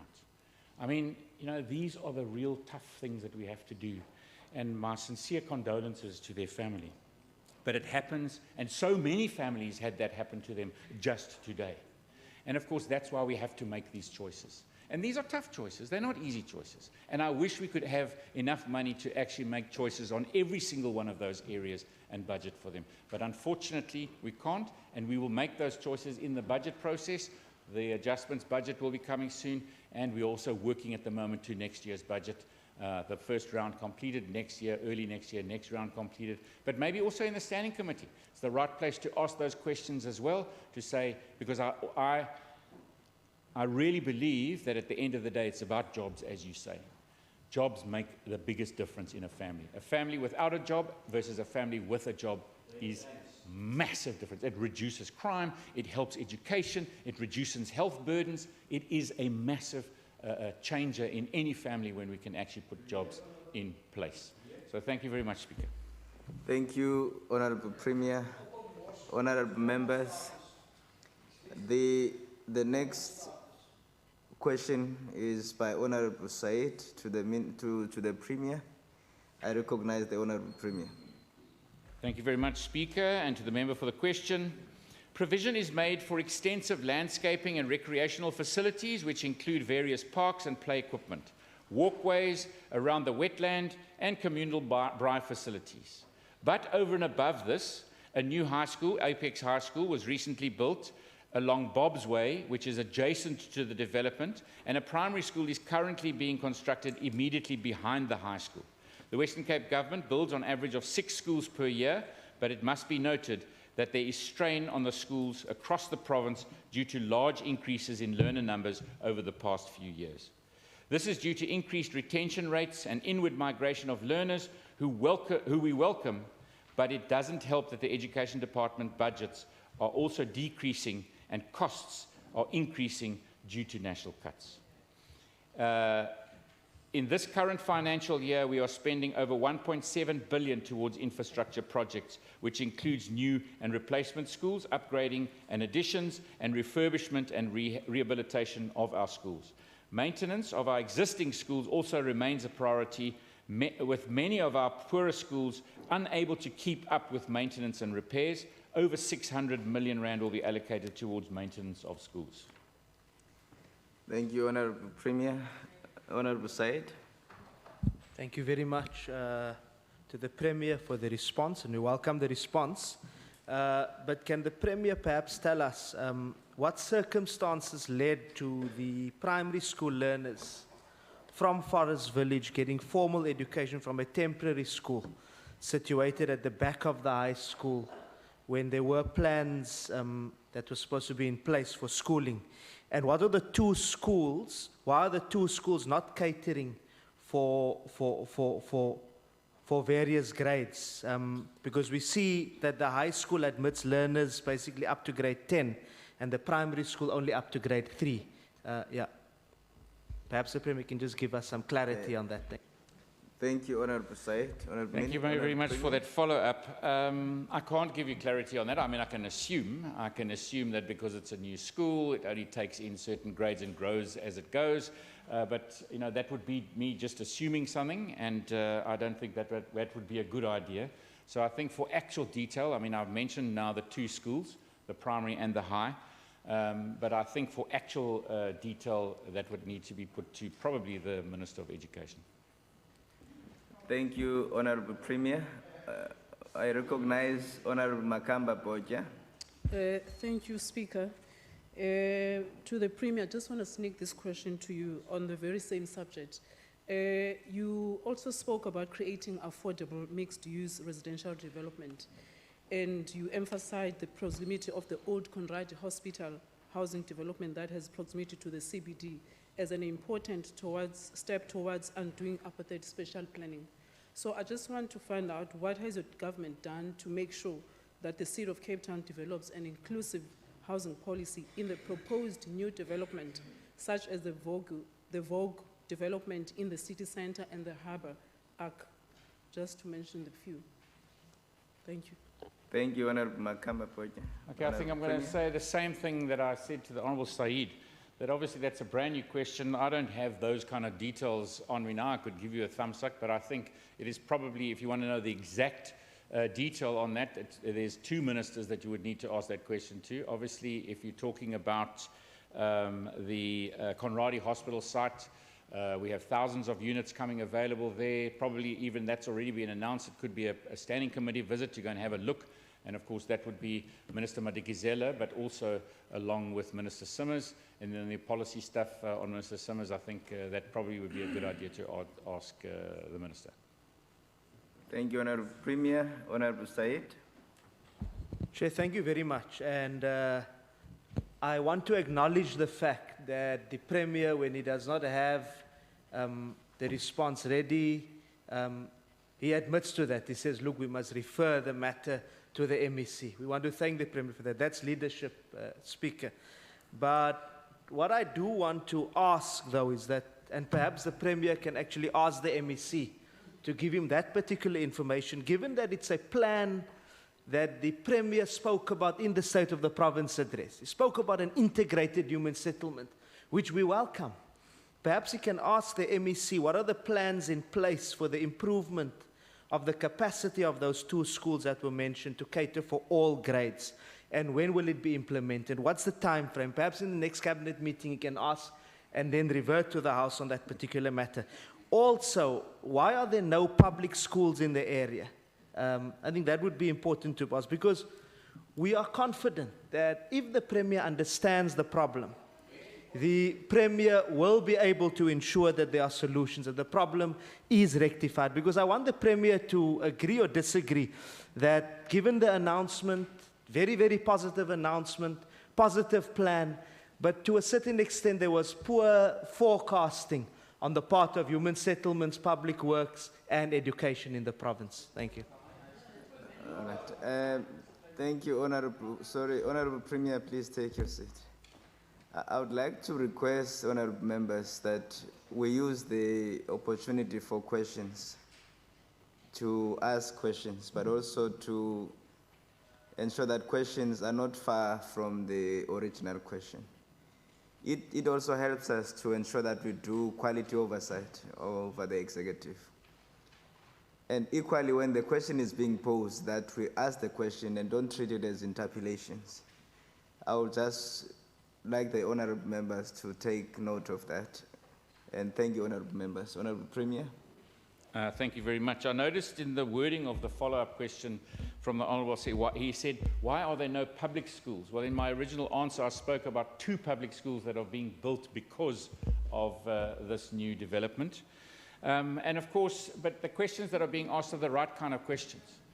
I know that myself, visiting the site, and of course, they're not all the completion, it's not all completed yet, but visiting the site, you ask yourself the questions, not only about education, what about economic activity, and what are the policies around how do you open a business? Can you open a business in one of these homes that you've just been given? Of course, some people have already opened businesses. I visited one lady who runs a catering business out of her home in Forest Village. And of course, these are issues that also get raised from the community themselves as they move in and take occupation. And you start to identify the needs. So sometimes, and I mean, the real question is about integrated planning and making sure that that integrated planning is giving you a holistic view of the change that's going to come about because of this government investment and what happens around it, what other government investments need to take place. And I think it's something that we work very, very hard at making sure that we find those integrated. And I don't know if we always get it right, but we do work hard at it, because I think in the past we've seen That's, you build a school, but maybe it's far away from something else that was needed. Or you build a sewage plant, but that's only got 5 years to go until you're going to have different development. We've got to make sure that we integrate our investment in a way that makes much more sense to make the biggest impact and difference to communities and where you're investing. So I think that's sort of the gist of the question. And of course, I don't need to ask the Minister. The Minister heard the question. But of course, there needs to be a process of, if you want a formal answer to that question, we need to either just write it down, send me an email, and we will pass it on. But maybe the last point is, and I think both of these questions, the first question that I got today from the Honourable Pat Moran, and of course now this one as well. Both of these questions, I could have said, hang on a second, but this is human settlements or this is education, and sent them on. But I don't think that's the way to do it either, because obviously you also want to ask me my position on these issues. So that's why I didn't pass it on. I said, well, let me actually answer this question. But of course, I've got to go and get the detail. And so that does create some complexities with getting to the nuts and bolts of the answer, because I'm sure that if you ask that question to the Minister, they'd rattle off the answers just like that, because these are excellent ministers down here. So you mustn't be scared of asking them a question either. Thank you, Speaker. Thank you, honourable members. Thank you, honourable Premier. That concludes the questions to the Premier. I now recognize Honourable Minister of Community Safety, Honourable Fritz. Thank you, Mr. Speaker. I also, just in answering some of these questions, I would like to the researchers of members to do a bit of research so that they don't ask me stuff that I can't answer. For instance, and I'm saying to the Honourable Kama that in 2004, we were not in existence. We were not in government. The ANC was in government, and there was no court. There was nothing called a court watching brief in 2004. Now, I'm not sure whether it's a typing error on the honourable member's side. It may be a typing error because we started in 2014. But I must also just proofread before they submit questions to see whether there's no typing error, because it changes the answer. So, Honourable Kama, I think you meant 2014. Probably with the ANC.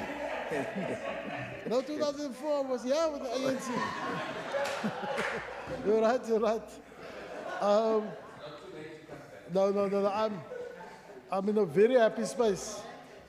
So the program of court watching brief was initiated by the Department of Community Safety in 2014, and I think that's what you meant, with only 2 staff members, and began operating as a full component in 2016 with 5 staff members, which it still retains today. The unit's purpose is to identify cases that were struck off the court roll. I think it's important to underline, due to alleged poor performance by the South African Police Services. During the last financial year, the unit reported a total of 1,198 serious cases to the Western Cape Provincial Commissioners of SAPS, who is responsible for taking the necessary remedial action. Of these cases, 635 falls within or into the category of serious violent crimes. We are ever unable to distinguish between which of these cases were involved women and children, because such information is not collected and it's not reflected on the charge sheet, but it's also, there's no category, remember at this point, for domestic violence cases. So that's the reason why we can't make that distinction. And by the way, this information we get from, no, that's our case, that's our department. Yeah, thank you. Thank you, Honourable Minister. Honourable Kama. No, thank you very much, Speaker.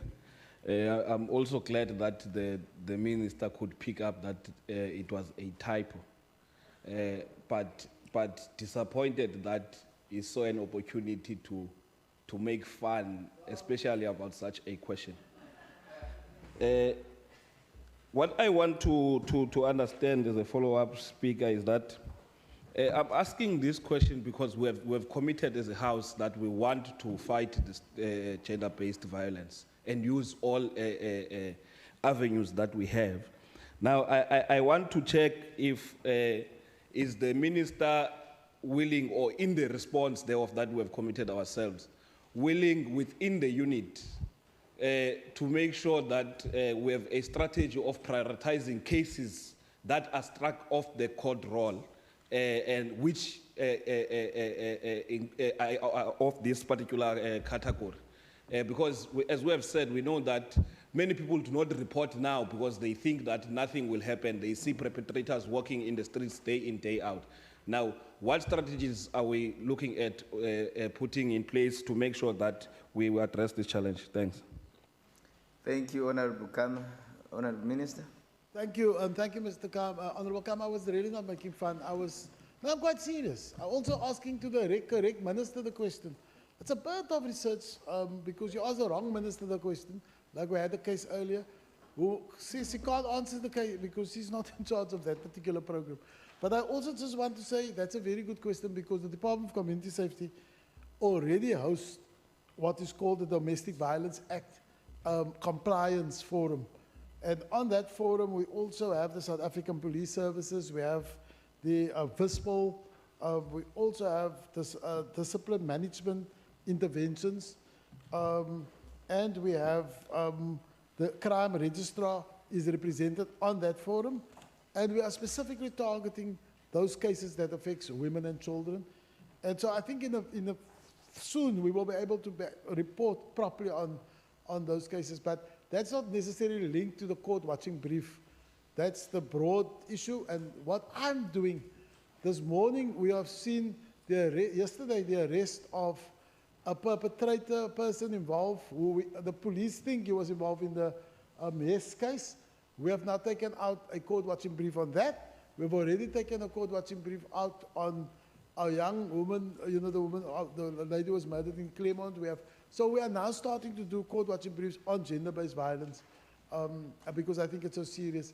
And I think it's also very, very important to note, remember the court watching briefs, in one of the answers you will see what exactly we do in the court watching brief. So I'll speak to that in a later question.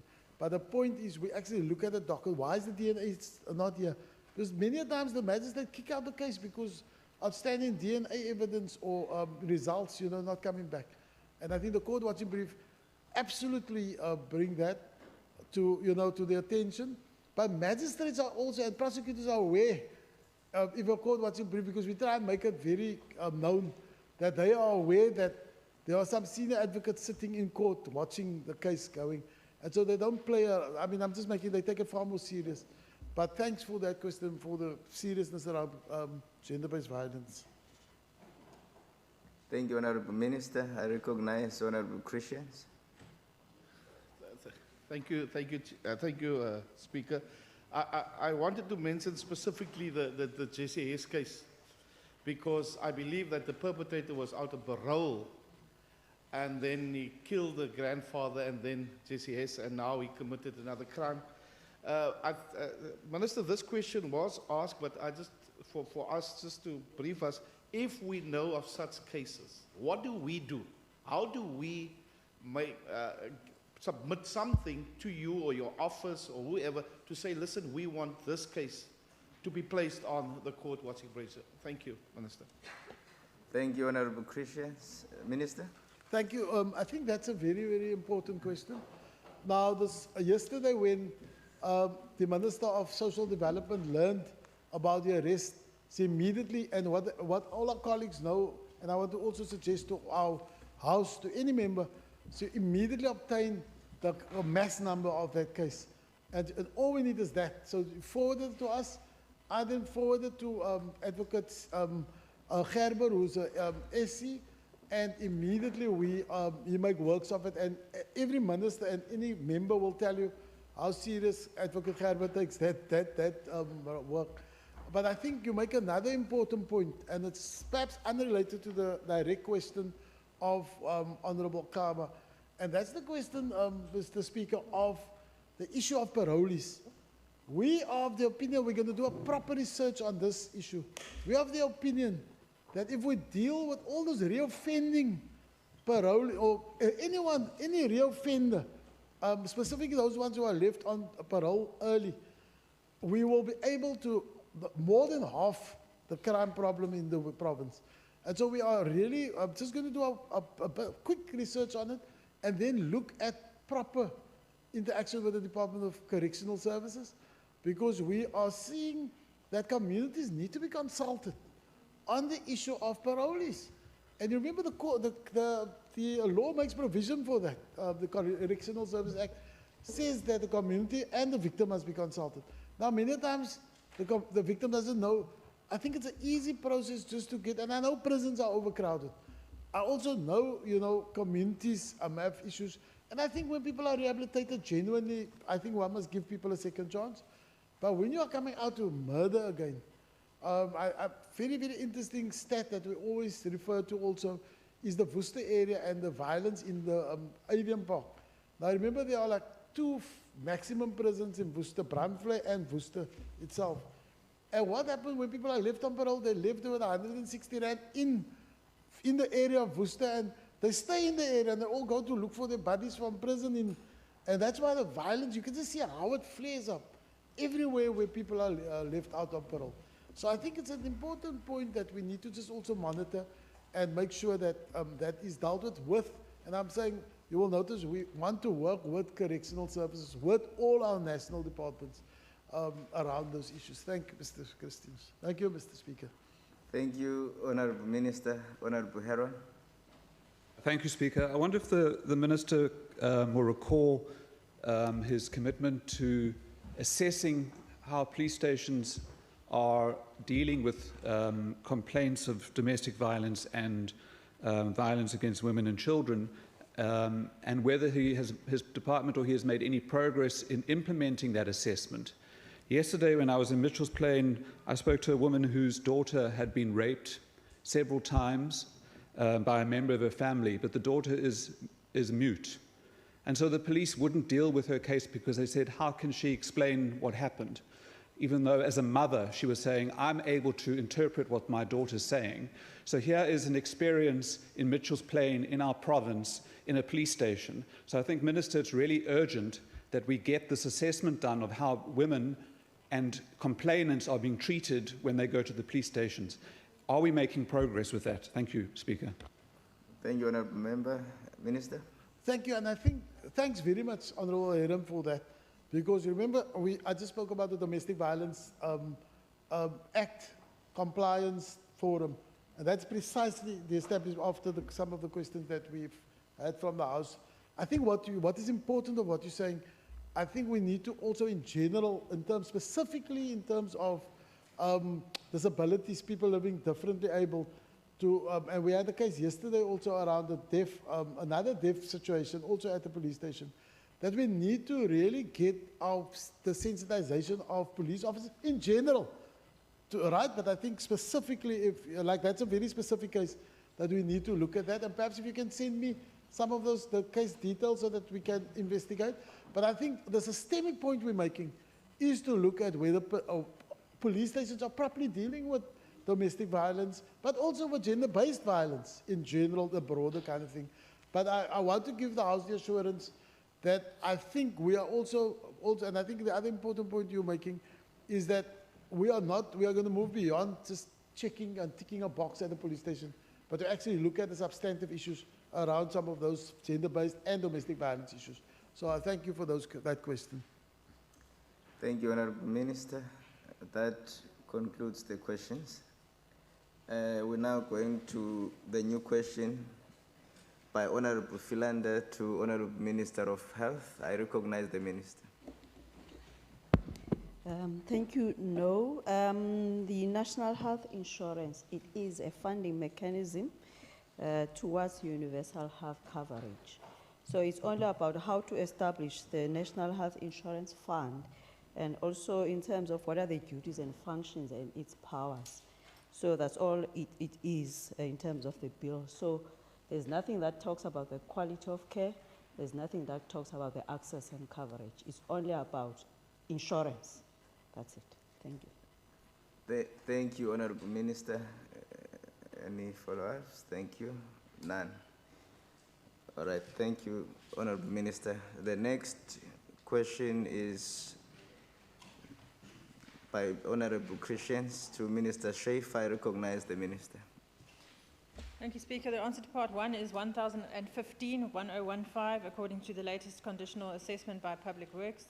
Second part, the WCD has briefed the Department of Public Works to provide additional ablution facilities this financial year to 30 of a total of 174 schools found to have a shortage of ablution facilities. The WCD has prioritized the list of schools needing additional facilities according to greatest need and the ability of the governing body to resolve the issue using their own school funds. The department has allocated 30 million rand for this work in 2019-20 financial year. We have briefed the WCED management contractor to provide mobile ablutions to a further 15 schools.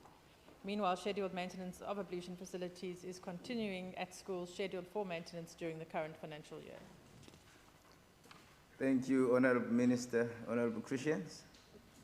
Thank you, Minister. Just, and I'm referring to, thank you for that answer. I'm just referring to what happened just a couple of months ago where learners were sent home because of no sanitation and electricity at this one school. It was a school close to Mufuleni Ferndale Primary School where pupils were sent home because of a lack of those facilities. And if the Minister can just answer, so we won't have a reoccurrence of these, of what happened at this school. And secondly, is there schools where there's boys and girls use the same toilet, if there's any in the province? Thank you. Thank you, Honorable Member. Honorable Minister. Thank you. The issue was Fairdale School in Puleni. That was a rather complicated situation because there was a school that was a mobile school that was put up at the beginning of the year.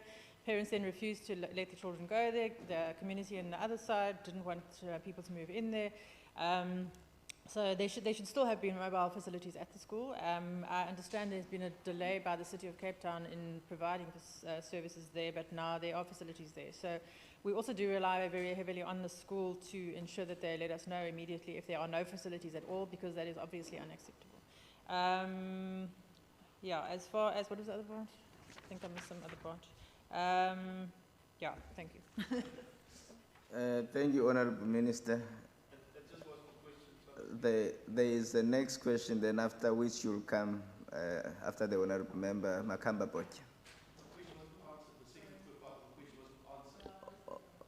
All right. Sorry, Honorable Member. Honorable Minister. I want to repeat it, that the Minister Okay. The second part was, is there toilets where girls and boys use the same toilet in the province? I honestly can't answer that. I really can't answer that offhand. If you can ask it again, I can ask my department if they are aware of that. I'm not sure that we keep separate records of those kind of issues, but there certainly shouldn't be. Honorable Member, the Honorable Minister, as much as she is trying, the question is totally different from the original question. But you are allowed to put that question to the Minister so that she goes and find out and come back to this Parliament. So at least we have that opportunity here so that she can come back to us. May I then request that we move from that question? We go to Honorable Makamba Boja.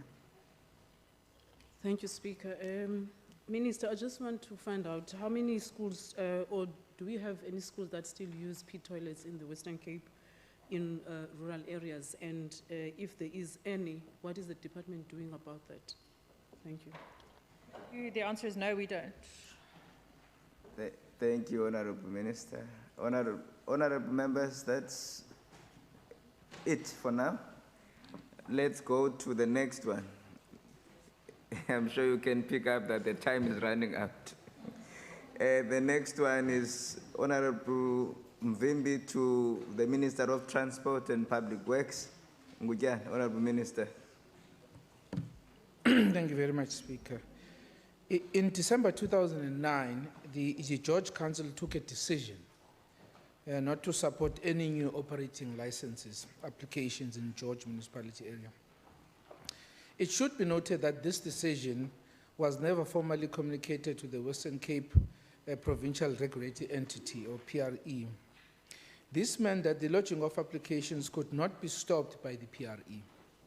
However, the PRE is still required in terms of the law to refer applications for public transport operating licenses to municipalities for directions based on the integrated transport plan for any area or any municipality. In disposing of applications for operating licenses, the PRE is bound by the direction of the municipality. The direction provided by the municipality have been in line with the decision taken by the George Council.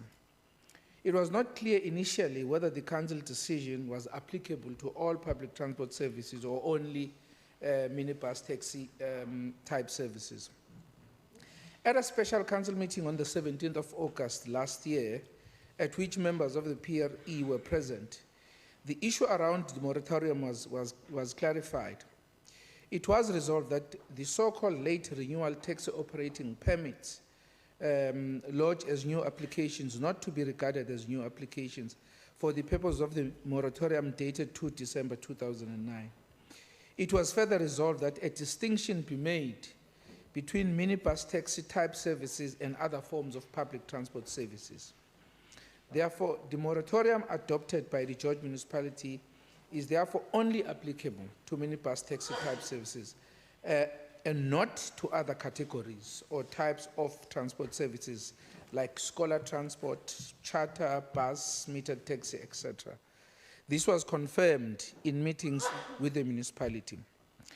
So it is therefore our understanding that a decision has subsequently been taken to conditionally lift the moratorium, provided that a list of qualifying operators is submitted to the Section 79 Committee of the municipality for ratification. This must be confirmed by the municipality.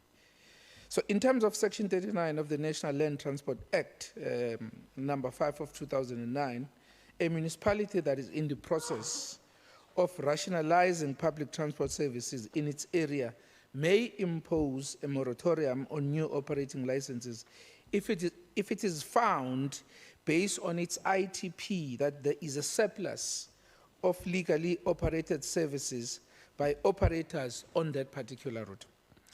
The initial decision not to support new operating license applications in George area was taken in December 2009. The position was clarified at the special council meeting on the 17th of August last year. It is our understanding that moratorium has been lifted by the municipality, subject to certain express conditions, which includes the ratification of qualifying operators by the municipality's Section 79 committee. I thank you, Speaker. Thank you, Honorable Minister. I recognize Honorable Heron. Thank you, Speaker. Speaker, I think the Minister should really tell us what is going on in George.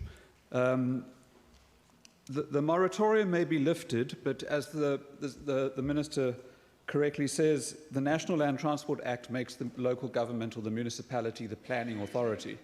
And if the planning authority refuses to support an application for a license, an operating license, then the PRE or the provincial regulating entity should refuse the application. Now, we have a case in George where a director of Go George and a shareholder in the operating company, the Go George Link, is an applicant for a minibus taxi operating license. The municipality writes to the province to say, we're refusing this application, yet Mr. Heathcote, who is the director, is granted a license. So can the minister explain to us how an individual who is already under contract not to compete with the Go George BRT system managed to get an operating license when the municipality did not support it in the first place? Thank you, Honorable Heron. Honorable Minister. Thank you very much for that question. I am not aware of such information, but it might be possible. Maybe Member Heron can give me more information. It might be possible, though, that the member that he's talking about did apply for an operating license from George, and then it was rejected. But what might have happened and subsequent to that is that he might have just come directly to the PRE and applied for a charter license, which is a common occurrence, because you do not need to go via the municipality to apply for a charter license. But if it is indeed a normal operating license, then I would like to get that information, because I'm not aware of that. Thank you very much, Speaker. Thank you, Honourable Minister. Honourable Mvimbi. Thank you very much, Mr. Speaker. I'm actually very surprised that the Honourable Minister is not aware of this, especially the matter that was raised by Honourable Brett Heron, in particular with that director, because apart from him having a permit, the question also is, how can he, being the director of Go George, still have a permit and compete with other taxi operators? Because, which takes me to my next question, Honorable Speaker, which is, now, this moratorium is only on minibus taxis. And those minibus taxis are those that are operating in George only. And then that's what I have a problem. I would really like to know what is the real reasoning behind that moratorium only there. Because the issue, you know how complicated the issue of Go George is, because there is a suspicion among taxi operators that because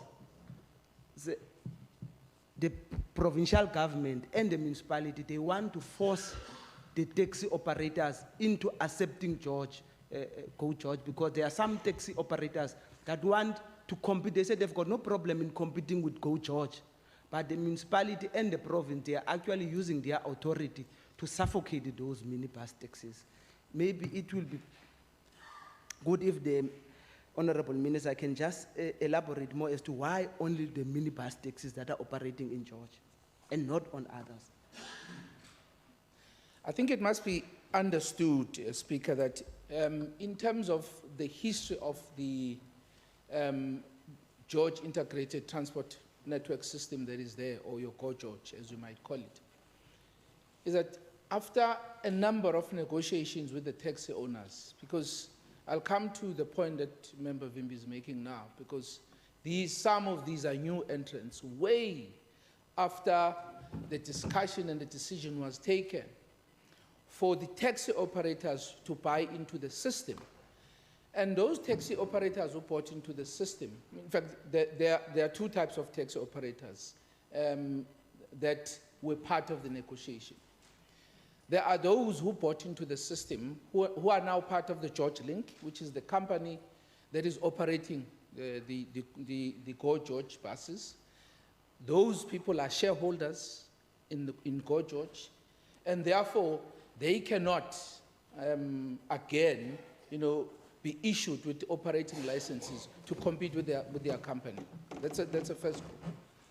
But there's a second group that was bought out, for example, that opted out, that did not want to be part of that particular company.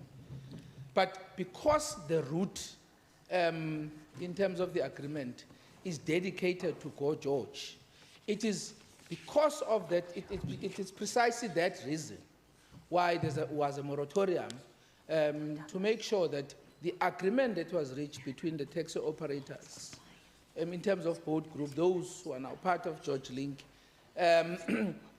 because once that agreement was reached, it was a common understanding from all parties that no taxis will operate in that route where Go George is operating.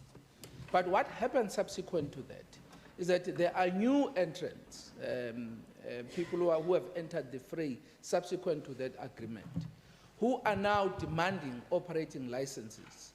But I must also add that some of the people who are shareholders in Go George are also working with the people who came late, who are now demanding, the operating licenses, which poses a serious problem. Because if there was an agreement for the route to be dedicated to Go George, and people were part of the negotiations which resulted into an agreement you can understand then why there was this moratorium, particularly on that route. But we have now an outstanding meeting with the national minister. And it's so unfortunate that it took us so long because of the unavailability from the national minister's side. We had a number of discussions with those groups, Member Vimbi.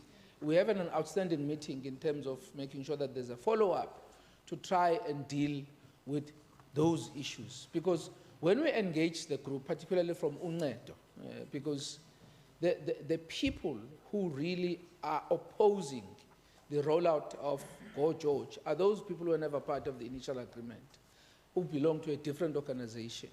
And some of the people who are shareholders saw an opportunity to jump into this bandwagon so that they can double dip.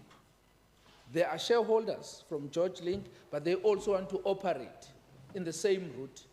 Now, of course, I mean, you can understand why there is that challenge, and municipality cannot issue operating licenses in a situation like that. Thank you very much. Yes, I see you, Honourable Member. Despite on this, Honourable Deputy Speaker. Honourable Mr.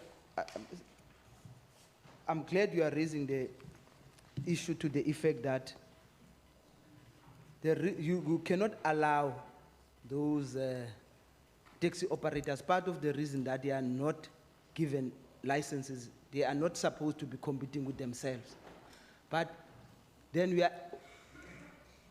I just cannot understand then that the director can also be issued. And I'm surprised that you don't know that director, because that is also the main bone of contention, that one of the directors of the Go George, while everybody cannot get permits, but the director himself was able to get the permit in spite of all the moratorium that is there. Moratorium is in place, other taxi operators are not allowed to have permit, but the director of Go George is given a permit.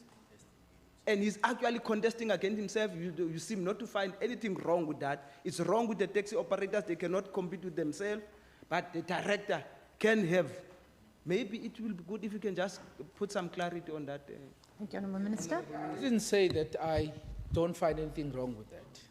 I think, as I said, I need to go back and get clarity, because there are two possibilities, as I said. The moratorium was lifted in August last year.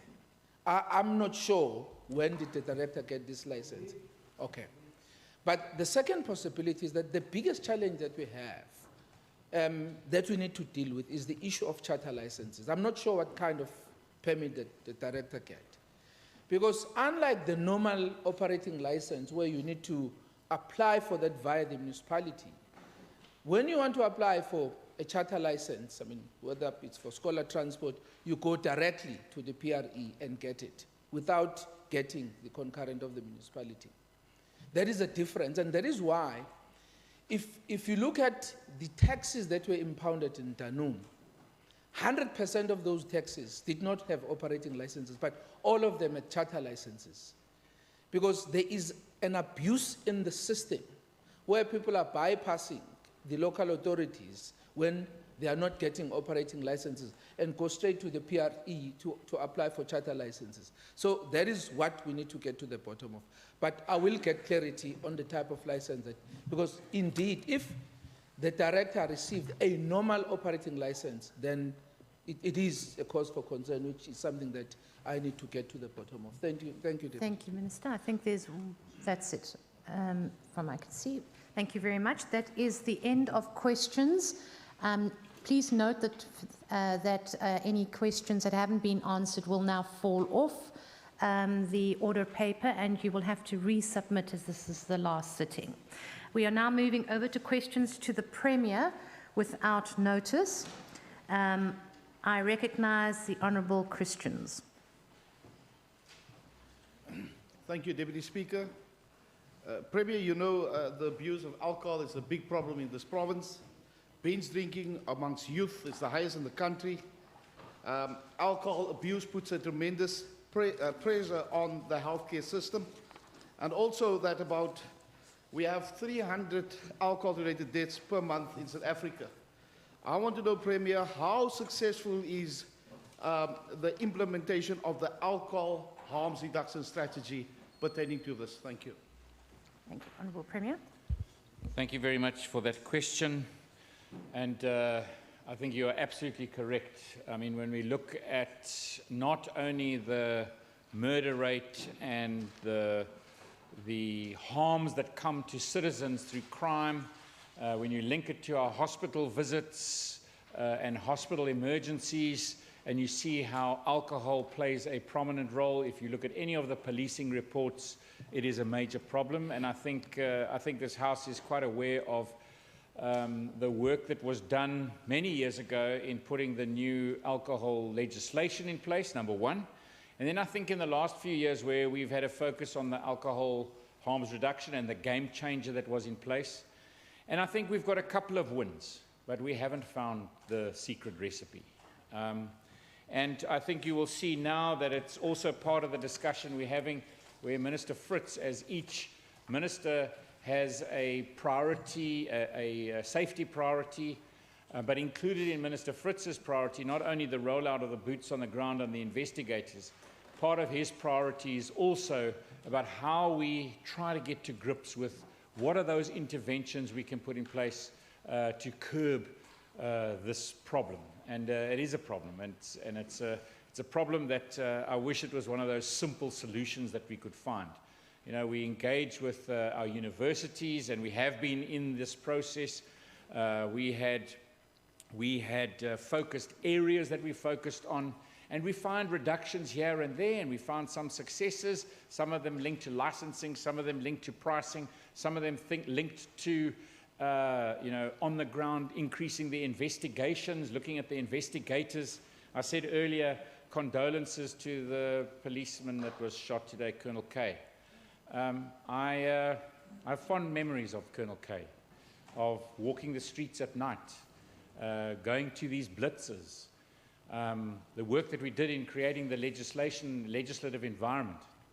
And yeah, these are difficult things, and I don't know what those exact answers are. I know we found some successes, but we have nowhere started to really get to a real dent in this. So it carries on as one of his priorities, Minister Fritz, on looking at the different. I mean, we're looking at issues of pricing, license pricing. You've got to look at issues of hours and availability, and it's also complex because it's about a balance. If we think and we look back at history, you've got to go and have a look at where things have worked in the past or failed in the past. And I mean, some countries have had even prohibitions. And what that does is that actually opens up illicit economies. We see that in the drug space all the time, how the illicit economy then gets fueled. And we see the same thing in alcohol and liquor. And it's about finding that balance between the number of licenses, the hours that they trade in, and the ability to police those licenses. And that's also a big issue. So you've got to have individuals who are prepared to go out there in the middle of the night. And also I think the focus that we're putting in place now is much more citizen responsibility. How do we get the other side of the equation working? Because it can't only be policing. It's got to be at a stage where the space owner and the citizens who are partaking in alcohol in a space actually at 15 minutes to go before closing time, finish up, pack up, and leave, that people don't overindulge. But I mean, these are very, very complex questions. And, obviously I'd also like to say any ideas and any help, because we really, really need to tackle this. It's a major problem. Thank you. Honourable questions? Thank you, Premier, for that. The Premier can just enlighten us with the intergovernmental relations regarding to municipalities, because municipalities is granting licenses now, extending the trading hours between 6 and 8 in the evening, Saturdays and Sundays. So as a province, we try to sort out the problem, but municipalities are giving licenses. And just the one case is where even now next to, I've mentioned it in our portfolio committee, even next to the church, they're asking to open the bottle store on Sundays. So it seems to me there's no synergy between the municipalities and the province. So what are you going to do, Premier, about those type of things in the Western Cape? Because that impact, again, where you gaining the municipality is allowing liquor stores close to schools and churches. Thank you. And obviously this is a very, very complex environment. I mean, your first point about trading on Sundays, and you know, obviously there's also part of the regulatory environment allows municipalities to make decisions as well, because their responsibility is not licenses. So municipality are not giving the liquor license, but their responsibility is around zoning and making sure that zoning is in place. The other responsibility is hours of trade and deciding on hours of trade. Now, I remember when we were creating this piece of legislation, in those days I actually sat on that side of the House. And I think it took us something like 7 or 8 years in the drafting of the legislation. And then, of course, I ended up on this side of the House, and in this side of the House it was implementing that piece of legislation.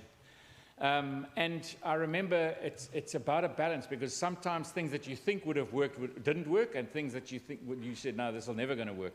And I remember the trading on Sundays. An example is Sedgefield. I remember in Sedgefield when licenses were granted and trading happened on Sundays, suddenly you found the illegal operators couldn't trade or make a profit on a Sunday, so they closed. And suddenly you had licensed operators operating according to the rules, and the illegals closed down because they couldn't compete. So to me, that was really good news. But then, of course, I saw it again in Laingsburg, where the trading hours were closed down. They actually restricted the trading hours there. The trading hours were restricted to 6 o'clock. I think they did trade up until 8 o'clock. They were restricted to 6 o'clock. They were closed on public holidays and closed on Sundays. And all that happened was, I remember the licensed operator sending me an email to say, it's all very well restricting the hours of trade. I used to employ 5 people, and I now employ 3 people because I've restricted my business hours and my trading times. But there's no policing. So over the road, the illegal guy has now opened up. He's now increased his employment. He's employing people that used to work for me now, but they're illegal. And they operate all hours of the day and night, and on weekends and on Sundays. But there's no policing. So how does that help the economy? And these guys are illegal, and I'm trying to follow the rules. And so it is about finding these balances, and that is not easy. I think also with regard to trying, and the decision around uniformity and zoning, when we started the public hearings and the process of regulatory reform and bringing in the licensing of the liquor authority, I also remember us at the province trying to say, well, we will take and control of and making sure that we manage the hours and making sure we will deal with the zoning. And we had threats from local government who then said, if you continue with this and don't remove it, we will actually go to the Constitutional Court because you are unconstitutional in this process. And I remember in that process we had to actually change that legislation. And so it is about finding that balance and making sure that people understand that licensing is a control measure. And it doesn't help if you actually have rules over here for licensing and then you discard anybody else who's abusing the rules. We've got to make sure it gets policed, whether it's provincial or even at a local government level. And then perhaps it's also about planning. And this is also a difficult conundrum, because if you go and have a look at a GIS map of licensed outlets across the province, you will see that in actual fact, in densely populated, poorer areas, the number of licenses are greatly reduced to other areas that are perhaps advantaged areas, more business zoned like Long Street or the waterfront, versus economic zones in poorer areas. And there's actually a disproportion. And so how do you create, and what is the right balance? Because people say that you must control how many licenses should be allowed. Well, I don't know. I believe in the free market, and competition should be able to determine whether you open another one or not. But these are complex. This is difficult stuff. It's not easy because you're controlling a substance. You're controlling a substance, as in your first part of your first initial question, affects our crime rates, affects our hospitals. And so all I can say is that it's very complex. The Minister will be bringing back to this House a new round of legislative process so that we can have these conversations. I can tell you what I think. I mean, and I know you asked in the last part of answering this question, you said there's an application for a license next to a church. And of course, there again, these are very difficult. I'll give you 2 examples. The one is we initially said, let's have a 500-meter exclusionary zone so that around a church or a school. But there are many, many places in this province where you would then actually have to close down all the licensed restaurants in Long Street because of the number of mosques and churches just in Long Street. And if you put the 500 meters between all of them, then none of these restaurants would be able to have a license. I know of towns in some of our small towns where these main streets are so short that it also would become a difficult conundrum in how to deal with it. I also remember that we made a decision, and I remember being in that committee. I thought it was a great decision.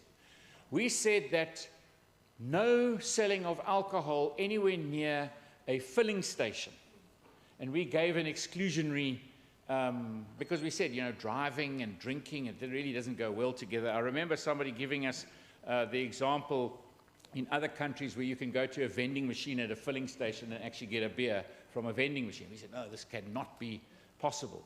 And as soon as we did that, what we did, and because it then means that an IRF could not have, if it was within 500 meters of a filling station, could not have a liquor license. We had a huge conundrum because every single liquor license at every single waterfront establishment was now null and void because there's a filling station on the IRF of the waterfront.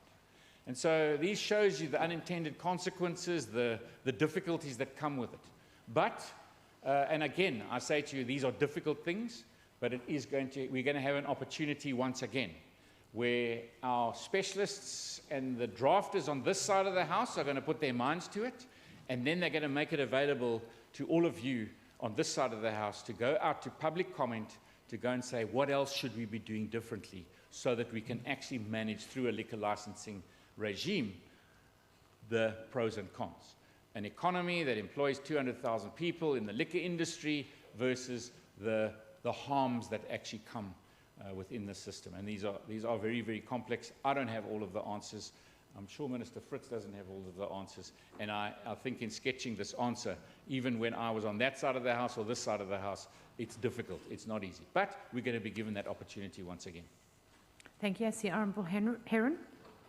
Thank you, Speaker. Sorry, my apologies. My apologies. No, I made a fine. mistake. Honourable Heron, I fell for that moment for a moment. It's Honourable Christians has the right. My apologies. Yeah, it's his question. I got the 2 mixed up. Thank you, Premier. Thank you. I mean, you're honest to say it's a difficult question, but I was just reminded, being in Vredendal again, that when I was walking there, people were saying, Sondag is Nasionale Drinkdag. You know, and you just see the chaos happening and those type of things. That's why, Premier, I don't know, but maybe there can be some talks to municipalities and say, listen, until we sort this thing out, you know, can we just stop with because I'm just thinking about those now that's impacting churches, because the pastor came to me and said to me, Sunday, I'm trying to keep the people off alcohol, and now they can go to alcohol. It's just next to the church. So it's difficult because I got them off and now they're back in.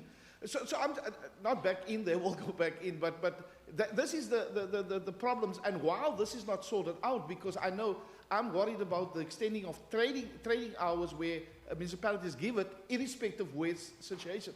So when they apply, you can do all the objections, and when it comes to the end, you still lose the objection.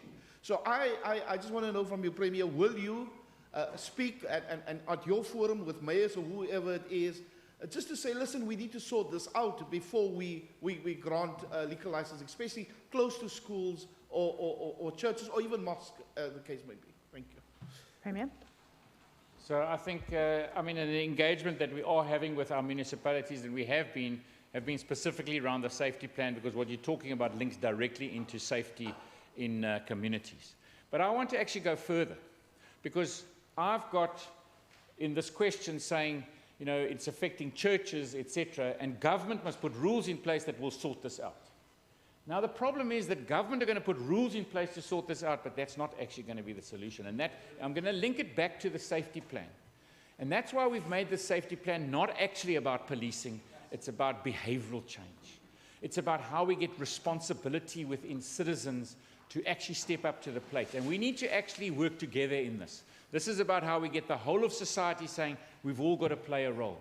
And when you see your brother or your sister stepping off the path, when you see them, we need to actually start saying, come people. And churches and mosques and community organizations have got a major role to play in partnership as how we build this sustainable society going forward. That where we see these things happening, you know, we've got to be able to help each other and to build a whole of society approach to saying, how do we reduce the harms that are happening in whichever guise they are. But obviously in this, the line of this question, it's around alcohol. But of course, the same thing applies to drugs.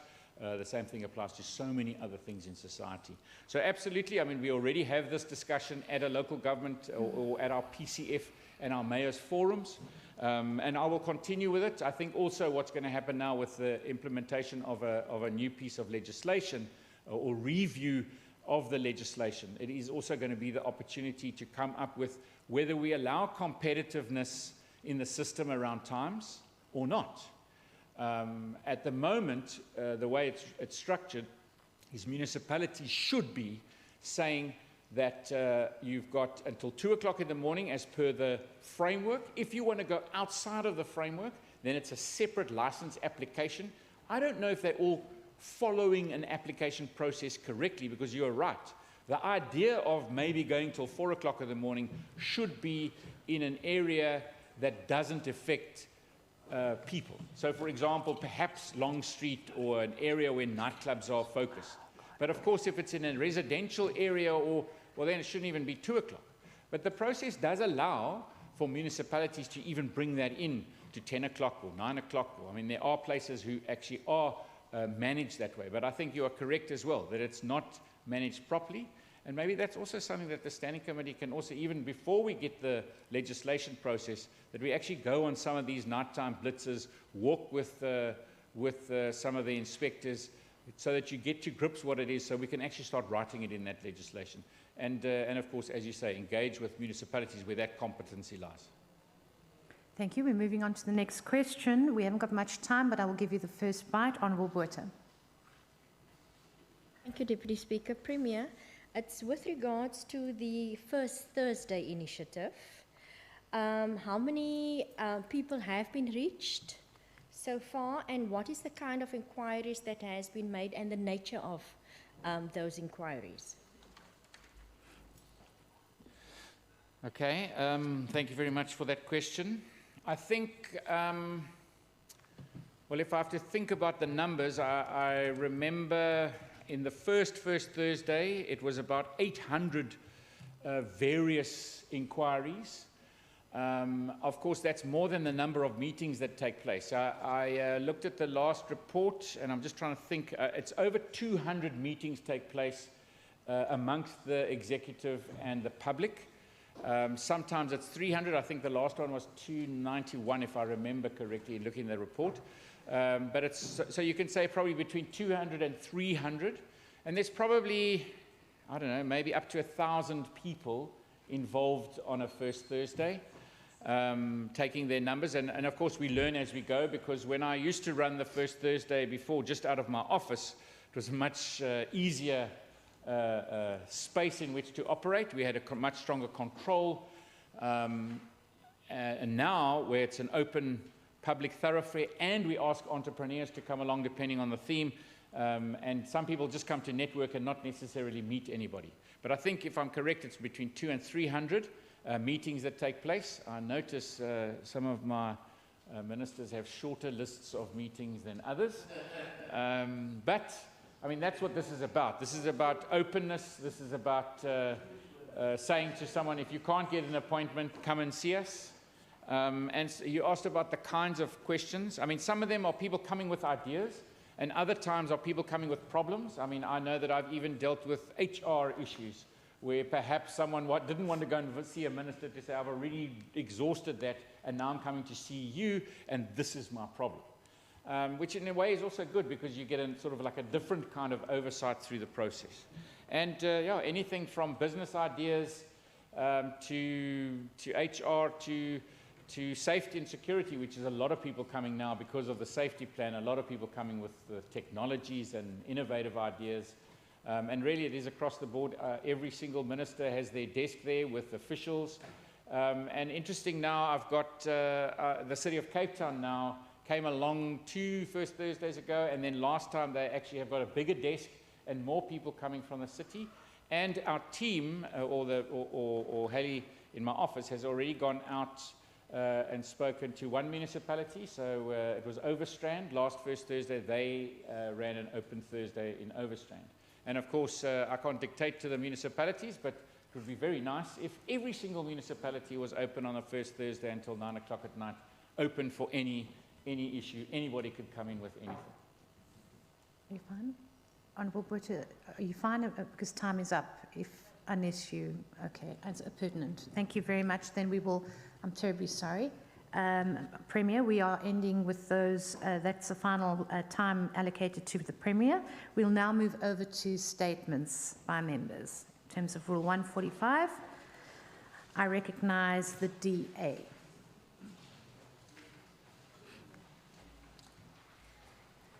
Honourable Deputy Speaker, fellow South Africans. Recently we learned that major steel manufacturing plant in Saldanha Bay, ArcelorMittal South Africa, will be winding down its operations, a company that contributes significantly to the local and regional economy. The main reason the company is winding down is because it is no longer economically viable. The company aims to complete this process by the first quarter of 2020. Steel sales decreased in July as well as September 2019. ArcelorMittal South Africa has lost approximately 50% in its share price during this year alone, and now they are faced with shedding approximately 1,000 jobs. We are currently faced with an extremely challenging period in our economy, so the shedding of even one job in Saldanha Bay in the Western Cape in South Africa is one job too many. As a province, we need to continue cutting unnecessary costs and red tape in order to create an enabling environment for businesses to grow. In particular, the Western Cape has already invested R1 billion in Saldanha Bay IDZ, and 7 new factories will be built in the area, with 1 already having broken ground. Further, the world's longest production manganese train in the world has rolled into Saldanha Bay on the Cape West Coast after traveling more than 800 kilometers from the Northern Cape. And we now have a direct flight to Langebaan from Cape Town, which will further contribute to economic growth. Given the devastating news, we welcome the Western Cape Provincial Government's commitment to assist the company in reducing costs by providing water tariff relief via the Saldanha Bay municipality, as well as working with the Department of Trade and Industry nationally to include the company in the Saldanha Bay Industrial Development Zone to reduce energy and freight costs. We further welcome the Western Cape and National Department's cooperation to assist those employees who may be affected by the closure of the company. The situation further highlights the need for independent power producers, which will assist in the region and the province's energy needs. And this urge that the National Minister of Mineral Resources and Energy approves Section 34 determinations for municipalities. Thank you. Thank you. I recognise the ANC. Honourable Mimbi. Thank you, Deputy Speaker. The ANC in the Western Cape legislature is alarmed by the plans of ArcelorMittal South Africa to close down operation in Saldanha Bay that may result in almost 1,000 job losses. The big question is, where is the DA-run provincial government in assisting this business with all the many wonderful things it so often brags about? Where is the assistance to business? From red tape reduction to advice, where is all that? The DA in this legislature is fast to act when national departments and entities are called to so-called account here, where this province has no mandate or jurisdiction, like with Home Affairs up to SAPS. But why is it so inaudible on the biggest disaster that hit that IDZ of Saldanha with massive possible layoffs? We will write an urgent letter calling on the legislature's Finance, Economic Opportunities and Tourism Committee to get into action, engage with the relevant stakeholders to gather more details of the situation as well as its impact on that area through a committee meeting or an oversight visit to ArcelorMittal South Africa premises. Our major concern is the future of the workers and the immediate plans for them. We believe that everything possible must be done to save jobs, and thus all options must be explored. The DA must now wake up and save this institution. Wake up. Thank you. Moving over. Thank you, members. We are now moving over to the EFF.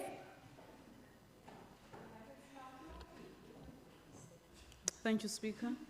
The Economic Freedom Fighters calls on the Western Cape Provincial Government to liaise with the City of Cape Town on the issue of an inclusionary housing policy with regards to housing developments taking place in the Cape Town CBD. Cape Town remains a racially divided city which faces a housing affordability crisis. In its center lies lack of racial and economic integration, with the best land reserved for wealthy, predominantly white population who lives closer to good hospitals, jobs, and schools, to mention the few. The Special Planning Act, the Special Planning and Land Use Management Act is a national legislation which requires different spheres of government, including the City of Cape Town, to provide for the inclusive, developmental, equitable, and efficient special planning. The Western Cape Provincial Government needs to put pressure on the City of Cape Town to conform to this legislation by urgently adopting an inclusionary housing policy that will regulate private developments in the city by securing a portion for affordable housing for those without bigger financial muscle. The advantages of an inclusionary housing policy are that people without means will save up to 40% of household income, which is currently used on public transport, as they will now be closer to their jobs. Their children will have better access to schools and grow up in mixed income communities as opposed to high poverty areas, to mention below. Thank you. Thank you. I recognize the DA.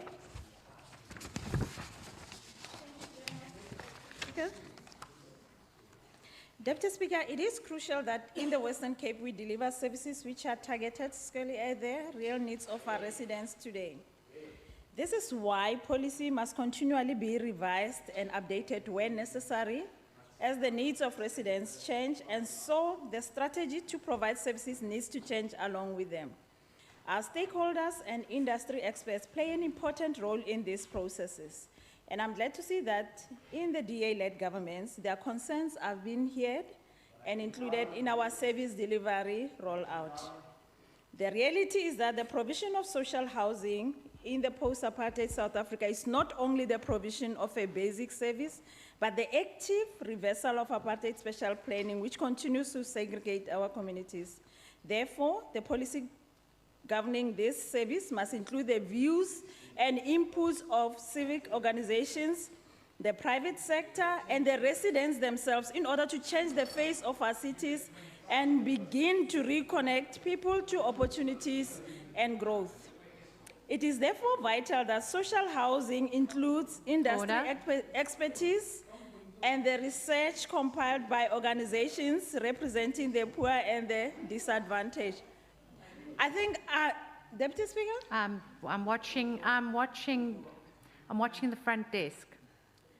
Thank you very much, Deputy Speaker. There's only Member Maseko here, only one Member Maseko. Yes, quite correct, Honourable Member. It is for this reason that I welcome the City of Cape Town's Housing Policy Feasibility Study, which will commence in January 2020, as it provides the perfect platform for a social housing policy which is inclusive, comprehensive, and which will not only build communities but break down barriers to social unity. I am very happy to see that where the DA governs, the dream of a united and equal South Africa is finally coming to light by including people and residents at... Order, members, please. I have to stop the clock, then allow Member Maseko to finish now because she has been interrupted. Please finish off, Member Maseko. I'm listening. Okay. Thank you very much, Deputy Speaker. Deputy Speaker, I am very happy to see that where the DA governs, the dream of a united and equal South Africa is finally coming to light by including people. Honourable members, I'm going to allow her to repeat that because she was shut down. No? It's only fair. It's only fair. I didn't even hear what she said, actually. So may I ask that you repeat whatever you said and so that I could hear? It's only fair. Thank you, very Deputy Speaker. If they shout you down, I'll give you the same opportunity. Deputy Speaker, I am very happy to see that where the DA governs, the dream of a united and equal South Africa is finally coming to light. By including people. Order. I can't hear Deputy Speaker. Members, please. Honourable members, I really, again, she has to finish her sentence. It's out of respect. I will give that respect to anybody that is being shouted down. So please, the longer you do it, we just repeat it. And so can I just ask, it's a matter of principle. So the principle and the rule is really that she has to be allowed to finish her speech without being shouted down. And I'd like to give her that opportunity in the fairness of this House. Honourable members, Thank you very please. much, Deputy Speaker. Thank you. Can we Member just let her Maseko finish? is so happy to see that where the DA governs, the dream of a united and equal South Africa is finally coming to light by including people and residents at all levels in their policy-making processes. This is another way that we are not only building houses for our people, but creating communities and restoring dignity. I thank you, Deputy. Thank you, Honourable Member. Speaker. Yes, Honourable Member. Can I ask a question to you? You may, but as one of the perpetrators of noise. Thanks, in the House. Speaker. No, my question would be, do you concur with the honourable member? I mean, talking that way with the DA that recently,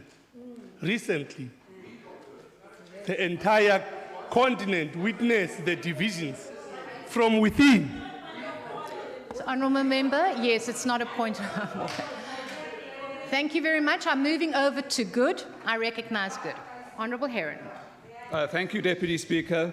For Honourable Maseko's information, an inclusionary housing policy was prepared and drafted from late 2017 to mid-2018. So it's been available to the DA in Cape Town since August 2018, when it was presented to the mayoral committee by myself. I'm happy that they're reviving it a year later. Deputy Speaker, I want to thank the Premier and MEC, or Minister Fernandez, for recognising good policy when they see it. The DA's One South Africa for All 2019 manifesto promised to overhaul SAPS and to provide provincial policing, although many international examples prove policing alone cannot solve crime. But not once in the many pages that are in that One for South Africa for All manifesto does the DA even consider improving social services to tackle the underlying causes of crime in our neighbourhoods. On the other hand, the Good manifesto promised to, and I quote, address the root causes of crime by ensuring improved professional policing works hand in hand with effective social services and social development. So I'm pleased that the Premier and the MEC spoke about adopting good policy in the Provincial Safety Plan. I support their announcements, published in the Argus yesterday, of improving policing combined with more effective social services. Deputy Speaker, I hope this House will soon be provided with a copy of this yet-to-be-seen safety plan, but I will leave a copy of the manifesto here in case you need any other bits. This time, Deputy Speaker, I congratulate the DA on abandoning your manifesto, and I agree with you that our policies will make this a good and safe place to live. Thank you. Thank you very much. I recognise the ACDP. Deputy Speaker, yet again I saw on... Order, members. Can I just hear the Honourable Christians, please? Yet again, Deputy Speaker, I saw on the Western Cape website highlighted about substance abuse. And we know, I've said it earlier, that substance abuse amounts to violent crime within our communities. And it's a main ingredient to destroy our homes. Work needs to be done even more by this government to have preventative measures in place and also to intervene within our communities and our schools. The ICDP is referring to the latest report by Statistics Done that from July to December 2018 that drugs of choice is cannabis, alcohol and heroin. Speaker, Deputy Speaker, it is damaging our societies, and the ICDP want to know, what is this provincial government doing? Are they doing enough? They're definitely not doing enough to curb this, this abuse of substance abuse. We realize it's a transversal issue, so there's more than one department, but surely there must be a plan, otherwise come the coming years, there will be no stopping it. Let me just give you an example, Deputy Speaker. Cannabis in our communities is recorded as a 30% of crimes that happens in our societies. Is cannabis plays a big role, plays a big role, heroin and alcohol plays a big role. So I think this government must do more in order to intervene or to bring these measures. I thank you. Thank you very much. I recognize the ANC. Thank you, Deputy Speaker. In the gallery today, we are joined by the communities of Darling and Leonsday. They join us while the nation is jubilant, is in a jubilant mode following the victory of Springboks in Japan, bringing home the Webb Ellis Trophy for the third time. Making this victory sweeter is the inclusion of players like Magazole Mampimpi, who grew up playing rugby in the dusty streets of East London. The victory of Springboks, the win by Chad, and the victory of the national SA netball team has ignited hope in the face of many young people against the realities of an ailing economy and crime, which continues to say to a child of Elsis River and Darling, you don't have a future. On the 6th of November 2019, I was invited by the community of Leonsday and Elsis River at large, which has united itself beyond their individual political or religious affiliations against the city of Cape Town, which is planning to rezone the Sleepy Hollow Sports Ground, the only stadium in the area for human settlements. This is against a sub-council resolution which recommended upgrading of this sports ground in October 2017. Sleepy Hollow is situated in the same street where gangs fight each other all the time. Yet there has never been a single murder reported on the ground. This is because everyone in the community, including alleged gang members, knows the value of the stadium to the community. By closing it, the city of Cape Town will be systematically condemning the youth to crime and gangsterism. It is for these reasons that I wish to call on the Premier, the MEC Fritz and MEC Murray to accompany me to the area before the end of the year to listen to the grievances of the community and the rezoning of the stadium that has produced stars like Rian Batman of Cape Town City, Wade van der Kerk, and other local players who are now in Spain. And with me, Deputy Speaker, I have a file of memorandums from the community of Elsis River in Darling, which I intend to give to the Premier as we approach the situation of the area. Thank you. Thank you very much. I recognize the DA. Thank you, Deputy Speaker. Deputy Speaker, I'm happy that Honourable Brad Herron admitted on the record now he was a failure as a MACO member. He said there was a housing inclusionary member. Order. He said there was a housing inclusionary policy, and as the MACO member for urban development, his job was to implement it. So I'm happy he put it on the record. It was that he ready failed in to November implement that policy. 2018. Order, Thank you, honourable Deputy member. Speaker. Post-apartheid South Africa has given birth to one of the most liberal constitutions in the world, one that affirms the democratic values of human dignity, equality, and freedom. We all have a responsibility to respect these rights, and public representatives in particular have a responsibility to enact accountability and transparency if you are serious about driving good governance. The fact of the matter is accountability seems to be a buzzword in main South African politics and is being perpetuated as such by the intelligentsia without any proper interrogation and conviction. Under the ANC, the ever-increasing hostility towards accountability mechanisms and open debate on important matters will only be to the detriment of our democracy. In fact, democracy means nothing in the absence of transparency and accountability. This has recently been defied by the Democratic Alliance after the May election this year, when accountability and transparency was put into action. Unlike the ANC, the DA breathes life into these terms, both internally and where we govern. In fact, Deputy Speaker, in the ANC, Order. accountability is a safe word. The supposed new dawn is an indictment on the Orwellian tendencies that have come to define South Africa under the ANC. A clear example of this is the shuffling of former premiers to parliament, such as the former premier of the Northwest and the former premier of Limpopo, who's now doubt the deputy minister of police, even after bankrupting his own province. Accountability should therefore be declared taboo in the ANC. Corrupt ministers and mayors often get rewarded with ambassador status or other cushy government jobs. In fact, Deputy Speaker, I cannot recall one instance where the ANC opened a criminal case of corruptions against any of its senior leaders, including any of these members, have once opened against a criminal case against any of the members in the Western Cape accused of corruption. Instead, they are being, listen to that, for what? You open corruption, not for what, member? Finish Instead, member. They are being protected at all costs to avoid having more webs of, Deputy Speaker, I can't hear myself. Yes, I can hear you. Against more webs of patronage systems members.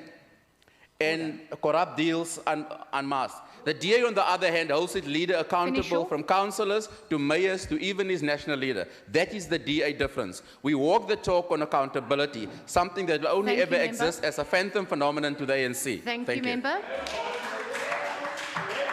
I see the Honourable from Al Jamal. Honourable Brinkers. Are you doing a statement, sir? No?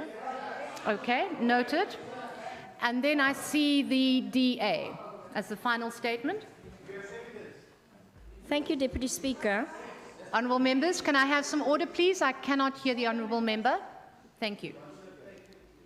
The allegations against MEC Kwazi Mashego for the education in KwaZulu-Natal are serious, not only because it is a blatant abuse of taxpayers' money, but because of what it could have bought within the educational sector for our learners instead.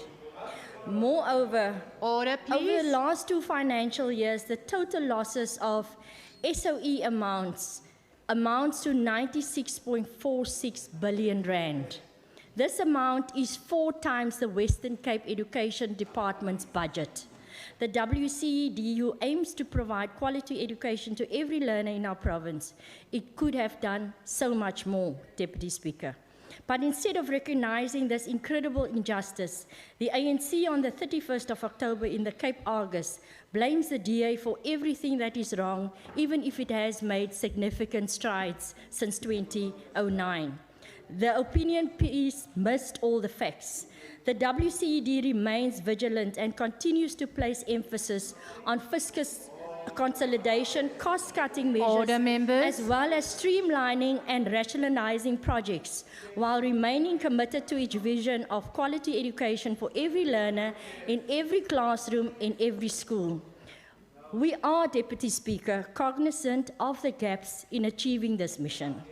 Within budgetary constraints, the WCED... Honourable Lily. Miskien moet julle net bietjie luister. Luister. Within budgetary constraints, the WCED incorporated 20,000 new learners for the current academic year and will receive outstanding results nonetheless. Amass, the department spends the bulk of its budget on poorer schools and its pro-poor policy exceeds every other province. Luister. The facts don't lie, Deputy Speaker. Speaker, we must acknowledge... Order, members. We must acknowledge that if you can finish off, the new dawn to free corruption in order to expand and improve on our services from the ANC government. However, we are at the dusk with regards to train delays impacting on unemployment, power outages, and SAA falling out of the air. SABC employment incompetence, which costs this country billions, and no one is held accountable. I thank you. Thank you very much. Honourable members, is there a minister who wishes to respond as contemplated in the Standing Rule 145.6? I see the Honourable Fritz. Mr. Fritz. Thank you, Deputy Speaker. It's such a privilege for me to do this. The Western Cape government, under the leadership of Premier Alan Winde, is leading the way in provincial safety. On the 19th of September 2019, Premier Winde launched his safety plan, the most comprehensive safety plan in the country, which we will see. 3,000 new law enforcement officers deployed where and when crime happens. 2 Deployment based on data-led technology. Not the way they're doing it, data-led technology. The third point is 150 investigators to prepare dockets for prosecutors. The fourth point, a world-class evidence-led and integrated violence prevention program. And lastly, Deputy Speaker, a safety priority for every cabinet minister with accountable and transparent metrics. Very, very important, every single minister. The intention behind the safety plan is to halve the province's murder rate over the next 10 years. Order. The safety plan calls on each minister to take a collaborative approach to safety, as each of us has our own respective safety obligations. Premier Winde has assigned safety priorities, and all ministers have all undertaken to personally account for the delivery of each of those outcomes. I've personally been tasked with the overseeing and training and deployment of additional law enforcement officers as I said, over the period of 5 years, 3,000 and 150 investigators to the places and times where and when violent crimes happen. I will also be working to expand the highly successful Chrysalis program, enhance police oversight, and work to the legislation to ensure that cheap alcohol pricing is altered. Additionally, Premier Winde will form a safety cabinet where the ministers, the SAPs, and other stakeholders in the criminal justice system will be held accountable to deliver the matrix, which will in turn be communicated directly to the public. In this regard, we have already met with the National Minister, Bheki Cele, and the Deputy Minister to implement this safety plan. And I hope these members of the opposition can go and ask the Minister for some information. By working better together in a way we will make the Western Cape a safer and a freer place for everyone to live in. I hope they take safety seriously. Thank you, Madam Deputy Speaker. Thank you, Honourable Minister Fritz. That concludes the end of members' statements. We now move over to... My apologies. Yes, Honourable Member. I'm wondering if the Minister or the Premier will take a question. No, no questions on the statement, unfortunately. Now we move over to notices. We never get the truth in this House. It's a waste of time. Honourable Heron, you have to use the tools to your availability of how? A written question, perhaps, or a question, but I can't actually comment on that, unfortunately. Notices of motion in terms of Rule 151. Are there any motions where notice is given? Honourable Maron? I see you, sir. Yes, notice is given. Yes, you put your hand up. Mr. Deputy Speaker, motion with notice. Yes. That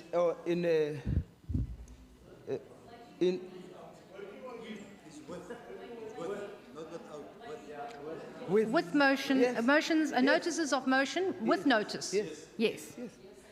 That the House acknowledges and appreciates the efforts and contribution made by MPLs, members of the provincial legislature, during the presentation and consideration of the annual reports and Auditor General reports, especially the members of the Standing Committee on Public Accounts who had to leave these premises late in the evening due to their commitment to hold the executive to account. Special word of thanks to Honorable Bartman, Honorable Maseko, Honorable American, and Honorable Kayako, as well as Honorable Nomi Nkondlo, who stood in for me in an acting up capacity when I was away. Notice taken. Thank you. Thank you very much. And we move over. Any other notices? I see, I'll move across one side. I see the DA, and then I see you. Thank you, Deputy Speaker. I move that the House debates the 5% budget cut and the impact it will have on services provided by the Western Cape Department of Education. I so move. Notice taken. I see Honourable Member. Order, members. Yes. I move with notice. Honourable members, I can't hear. Bed. Okay. Thank you, Speaker. I move with notice that the House notes that with concern that the recent reports of suspension of a senior employee in the Department of Cultural Affairs and Sport on the grounds of sexual harassment, notes further that this is concerning given the issue of GBV and sexual offenses in the province, thus highlighting the importance of a previously mentioned motion presented by the ANC to implement a vetting system for all government employees in the province, and calls on the MEC to ensure that the official remains suspended until the case is concluded. I so move. Notice taken. Over to you, the honourable member. Thank you. It is motions Thank you. where notice is given. Thank you, Deputy Speaker. Honourable members, can I just, on a point, honourable members, can I just be clear? We are doing motions where notice is given. Am I clear? That's it. Chief Whip, do you want to, well, Acting Chief Whip, do you want to make a comment? Yes. Yes, please. Because everyone is getting so excited. Where notice is given, there is no opportunity to object. Correct. Noted. Thank you. We're moving over to Honourable Dugmore. Thank you. Honourable members, everyone's being rusty here in terms of the rules. Honourable Lily, Honourable Marin, Okay. can we have attention? Your- Deputy Speaker, I give notice that this House debates the implications of the recent judgment by Judge Malebo Habedi in the Gauteng High Court, which dismissed the application by former Premier Helen Zille, who is now chairperson of the DA Federal Executive Council, to set aside the Public Protector's finding that the former Premier's tweets about colonialism did not comply with the provisions of the Constitution, as well as the Executive Ethics Code contained in the Executive Members Ethics Act 82 of 1998. Notice taken. Any other motions with notice? I see the Honourable Wartman. Hereby, I can't hear you. I can't hear a word from you, Honourable Member. If we can just have some silence, please. Yes. on behalf of the Democratic Alliance, I hereby give notice of motion that at its next sitting, this House debates the 2019 Integrated Resource Plan. I so move. Notice taken. Any other motions with notice? I see the ACDP.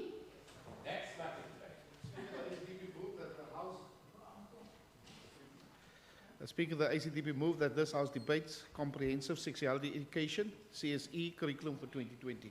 Notice is taken. Any other motions with notice? Over to the Honourable Said. It's over to you if you put your hand up. Speaker, I move with notice that this House notes with concern reports of ill treatment of teachers by other teachers at De Bron Primary School in Stanford, which has since led to the resignation of one educator. Notes further that the alleged ill treatment has resulted in divisions amongst parents at the school, leading to the formation of groups like the COSA parent group, which are feeling very frustrated with the attitude of De Bron Primary School and the school governing body and the lack of urgency to address their concerns.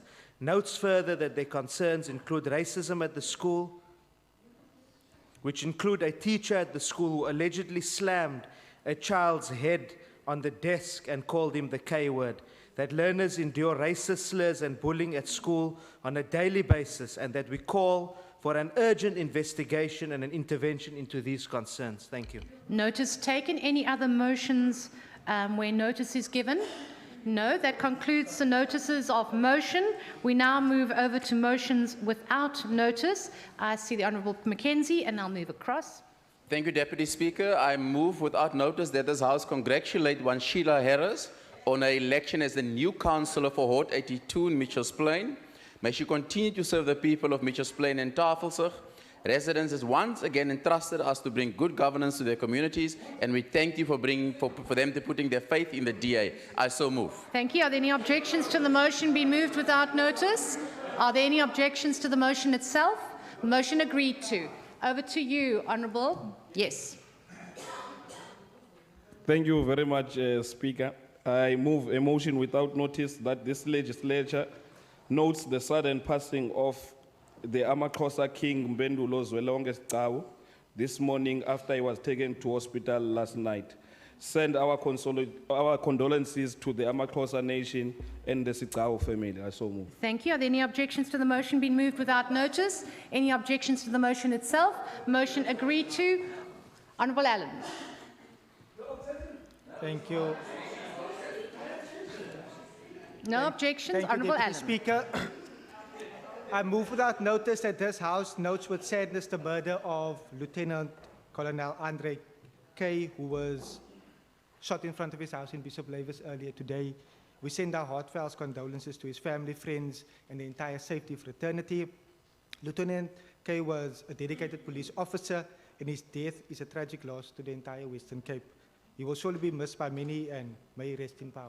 Thank you. Thank you. Are there any objections to the motion being moved without notice? Any objections to the motion itself? Motion agreed to. Honourable Smith. I move without notice that this legislature notes the ongoing decline of the DA in the province and that it continues to lose support on a daily basis. Order. And besides the by-election blow in Matsikama yesterday, where the ANC has taken the DA ward in Vredendal Noord to govern the municipality, the DA also lost a speaker in Stellenbosch municipality, Wilhelmina Peterson, who resigned unexpected without a reason. I so move. Are there any objections to the motion being moved without notice? There are objections. The motion we printed on the order paper. I see the Honourable Botha. Deputy Speaker.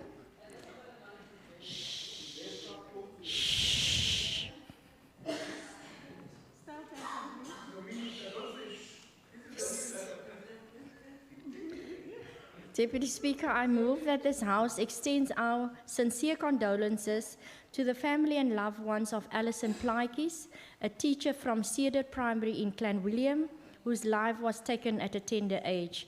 We extend our sympathies, thoughts and prayers to the entire family for their loss during this time of grief and mourning. I so move. Thank you. Are there any objections to the motion being moved without notice? Any objections to the motion itself? Motion agreed to. Honourable Member. Motion without notice that this legislature congratulates all South African sport people on the success they attain in their international competition, including the national senior rugby players who became the world champion team, the netball team who has taken the African championship, and even our Paralympians who are making us proud with their records and world medals. Noting this, we say, well done, South Africa. You are a winning nation in the world. Thank you. Are there any objections to the motion being moved without notice? Any objections to the motion itself? Motion agreed to. Honourable Botha, yes. Thank you, Speaker. I would like to move without notice. Would like to take this opportunity to congratulate the Springbok national teams for winning the 2019 Rugby Cup. The Rugby Cup also is a reminder to South Africans that sport, like society, is still untransformed. It is also a reminder that 25 years into democracy, the country is still divided along racial lines with a huge gap in equality. Moreover, following this rugby triumph, there has been a huge excitement about the rugby team representing unity whilst in Japan. However, the same cannot be said with regards to the situation here at home.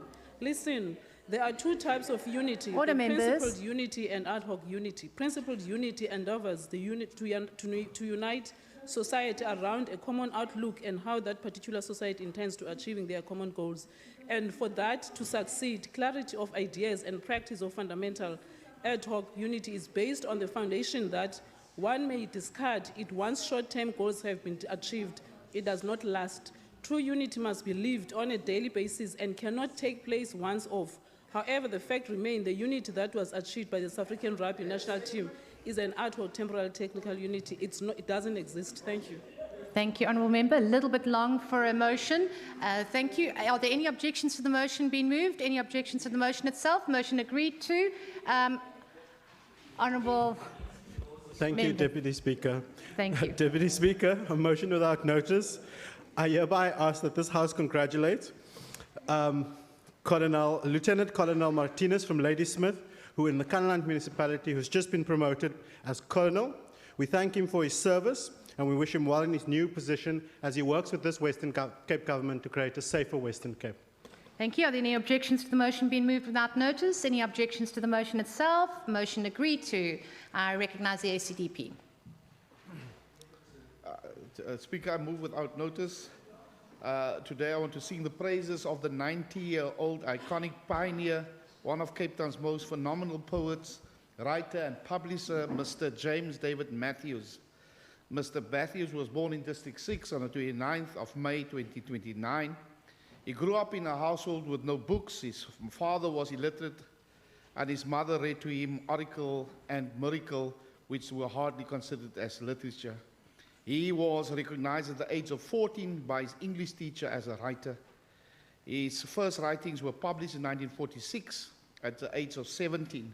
He worked as a journalist over the years. He contributed to many national newspapers, short stories he wrote. Mr. Matthews explored other issues, and his first book, Cry Rage, was banned by the apartheid government. In 1976, he was detained at Victor Verster Prison and was repeatedly denied a passport. A keen sense of purpose led him to establish the first black-owned gallery in Cape Town and to set up his own publishing house, Black Literature and Culture and Society. Being a worldwide poet and writer, but he was isolated and deprived from commercial royalties that was due to him. I so move. Thank you. Are there any objections to the motion being moved without notice? Any objections to the motion itself? Motion agreed to. I see the Honourable Allen. I move without notice that this House congratulate Kola Monsi, age 16, from Cape Town, who finished the 2019 tennis season as both South Africa's and Africa's top-ranked junior boys player. He also landed himself the rank of number 18 in the world after winning numerous tournaments for this year. We wish him all of the best. Thank you. Thank you. Are there any objections to the motion being moved without notice? Any objections to the motion itself? Honourable Maram. Speaker, motion without notice that this legislature notes the good news announced by the national government to allow small-scale fisheries to catch West Coast lobster during the upcoming season, and thanks Minister Barbara Tracy for this consent. Are there any objections to the motion being moved without notice? Any objections to the motion itself? Motion agreed to. I see the Honourable Sayed.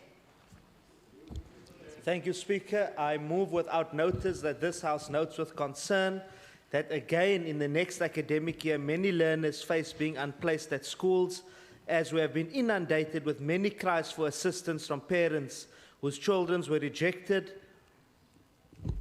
with reasoning, with reasoning that is not consistent being applied, and calls for an investigation into the allegations that 90% of children from poor and working class backgrounds have not been accepted as these schools when they applied on time and submitted all required documents. Thank you. Are there any objections to the motion? There are objections. Will be printed on the order paper. I see the Honourable Member Van Vogel. Deputy Speaker, that this House notes the sickening account of a Swellendam farmer who shot a bystander at Bufferjas after the farmer shot another cow, and further notes nobody of this provincial DA-run government has even attempted to have this incident investigated, despite numerous invites to have such abuse of workers by farmers reported to the DA government. Thank you. Thank you. And any objections to the motion be moved without notice? Any objections? Okay, there's an objection and we print it on the order paper without notice. That's correct. I move over to Honourable Botha, and then I recognise Member Baku first. Thank you, Deputy Speaker. I move that this House condemns in the strongest terms the rape of a 16-year-old girl in Hanover Park on Monday, the 11th of November. The alleged perpetrator is linked to the gruesome murder and death of Jessie Hess and her grandfather, Chris Latergan. I move that we further welcome the arrest of the alleged suspect. I so move. Thank you. Are there any objections to the motion be moved without notice? Any objections to the motion itself? Motion agreed to. Honourable Member Baku Force. Thank you, Deputy Speaker. Ninda. Motion without notice. I move that this legislature notes the sudden withdrawal of the Western Cape DA leader, Bongi Nkosi Madikizela, as the third contender for the national leadership and notes commentators find it strange that a favorite of the DA's English liberal, Helen Zinn, jumped even before the race started. I move so. Are there any objections to the motion being moved without notice? There are objections, will be printed on the order paper. I see one hand up in the DA. I see Honourable Member Witter. And then one. Thank you, Deputy Speaker. Thank you, Deputy Speaker. Honourable members, can I have your attention, please? Order. I move that this House congratulates the top 10 teachers who received awards for the excellence in teaching and education leadership in their respective categories. An incredible 33,000 teachers were eligible for nomination, despite the fact that teachers face several challenges in our public schools, such as classroom size, lack of parental involvement, and poor student behavior and attitudes. Excellent performance must be awarded to every teacher, even if they had not received the top reward. Their efforts in learning development does not go unseen. I so move. Thank you. Are there any objections to the motion be moved without notice? Any objections to the motion itself? First, I have to give Honourable Smith and then to you, Honourable Barnes. Honourable Smith? Sorry, Honourable Marin. My apologies, I'm looking at you. Speaker, thanks. Motion without notice that this House calls on the Provincial Agricultural Department to assist farm workers who are to lose their jobs as the Hoogland farm in Touws River is liquidated. Are there any objections to the motion being moved without notice? Any objections to the motion?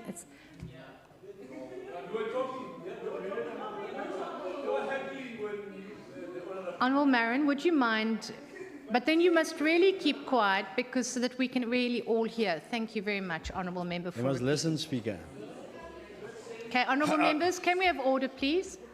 Speaker, motion without notice that this House calls on the Provincial Agricultural Department to assist farm workers who are to lose their jobs as the Hoogland farm in Touws River is liquidated.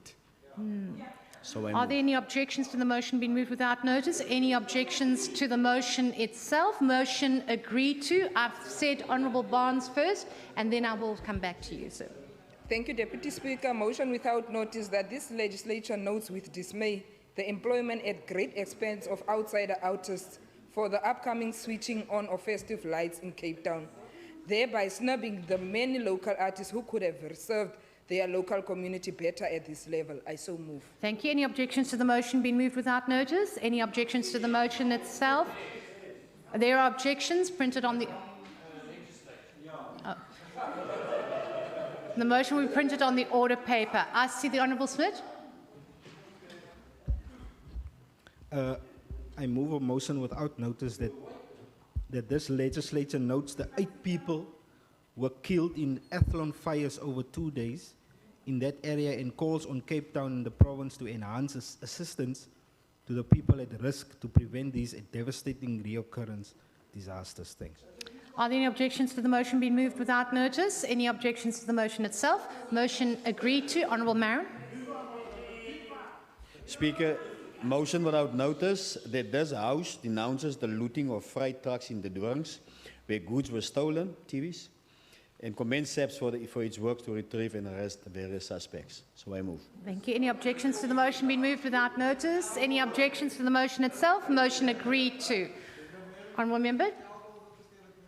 Thank you, Deputy Speaker. I move a motion without notice that this legislature notes the DA stands behind the door in its attempt to shift political meddling to the ANC in the matter of the appointment of a provincial commissioner, as the DA has for many years led a campaign against senior SAPS officers, and also notes that it is the DA MEC Albert Fritz that serves on a panel that looks at the available candidates. I so move. Are there any objections to the motion? There are objections. The motion will be printed on the order paper. Honourable Sayed. Speaker, I move without notice. Order members. Order members. 1 minute. Deputy Speaker, can you protect me, please? Yes, you are protected, and I can ask Honourable Marin to help not contribute, and the Honourable Minister not to contribute to the noise. Honourable Deputy Speaker, are they done? I think they're done. Okay. Thank you. I move. Order, members. Honourable Marin, running commentary. Honourable Minister. Yes, because your own member is speaking and he can't get a word in.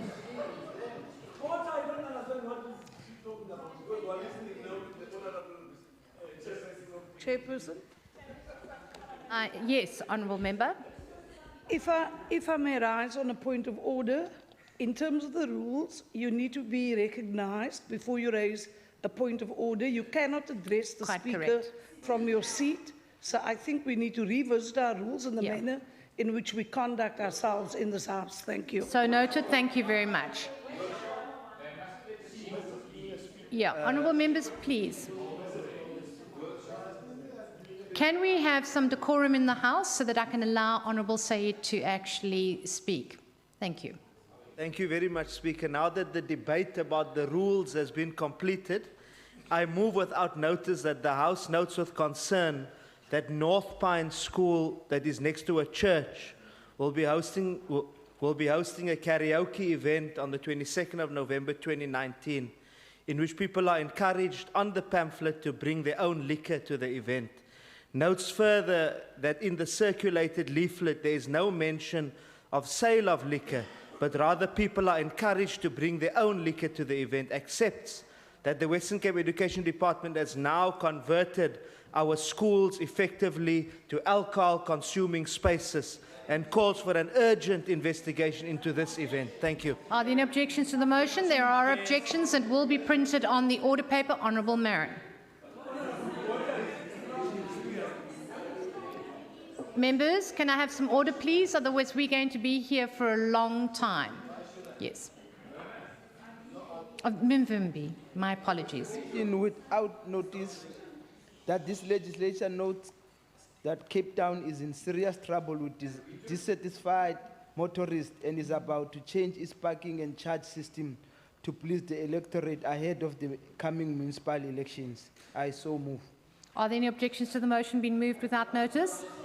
There are objections. The motion will be printed on the order paper. I recognise Honourable Bakubak Force. Thulani ngoku. Thulani izawuthetha imbokotho. Thank you, Speaker. I move that this legislature knows the petty slander case by a senior SAPS officer against community activist Colin Arendse was yesterday dismissed in the Mitchells Plain Magistrate Court. I so move. Thank you. Are there any objections to the motion being moved without notice? Are there any objections to the motion itself? Motion agreed to. Honourable Van Vogel. I move without notice. Order, members. I move without notice that this House feels for the Muslim community. Just, Honourable Van Vogel, can you just sit? Are you rising on a point of order? Deputy Speaker, I just wanted to find out if Colin Arendse is a real person. We hear a lot about him. That's not a point of order, member. Honourable Van Vogel, can you continue? Order, members. I move without notice that this House feels for the Muslim community after 2 incidents of the desecration of graveyards in Cape Town. I so move. Thank you. Are there any objections to the motion be moved without notice? Any objections to the motion itself? Motion agreed to. Honourable Smith. Last motion without one notice. minute, Honourable Member. If you can just take your seat, we have a point of order. Honourable Deputy Speaker, I just want to find out, is it parliamentary that cell phone be used to record while the proceeding of the House is in session?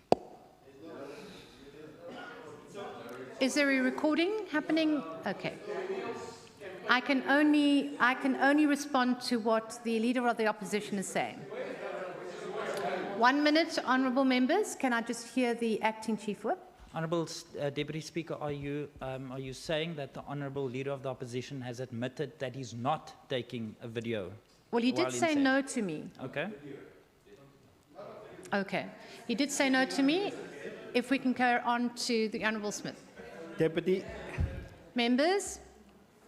Deputy Speaker, it's part of the successful campaign of the West Coast. Thank you, Honourable That Smith. I move without notice that this legislature notes the wealthy of the Atlantic seaboard, including Sea Point, now join Cape Town inserting an interdict to enforce its bylaws to fine homeless people and to further rob them of their earnings. I so move.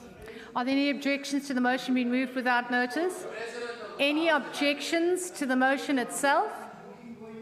There are objections. Motion will be printed on the order paper. Honourable Said.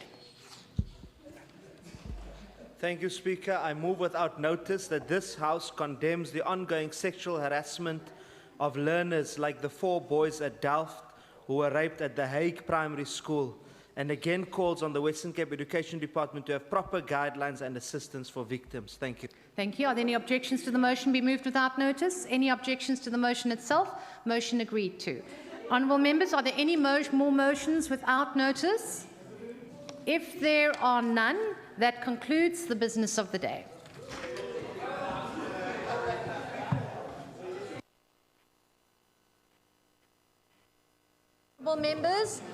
Honourable members, if you can all please stay by your seats and let's get back into a routine that works for this House. Thank you. Deputy Speaker, I still had my... The House is adjourned.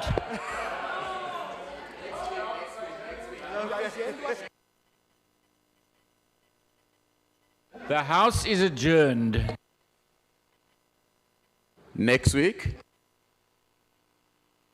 Go to Cuba. Wide awake, please. Next year.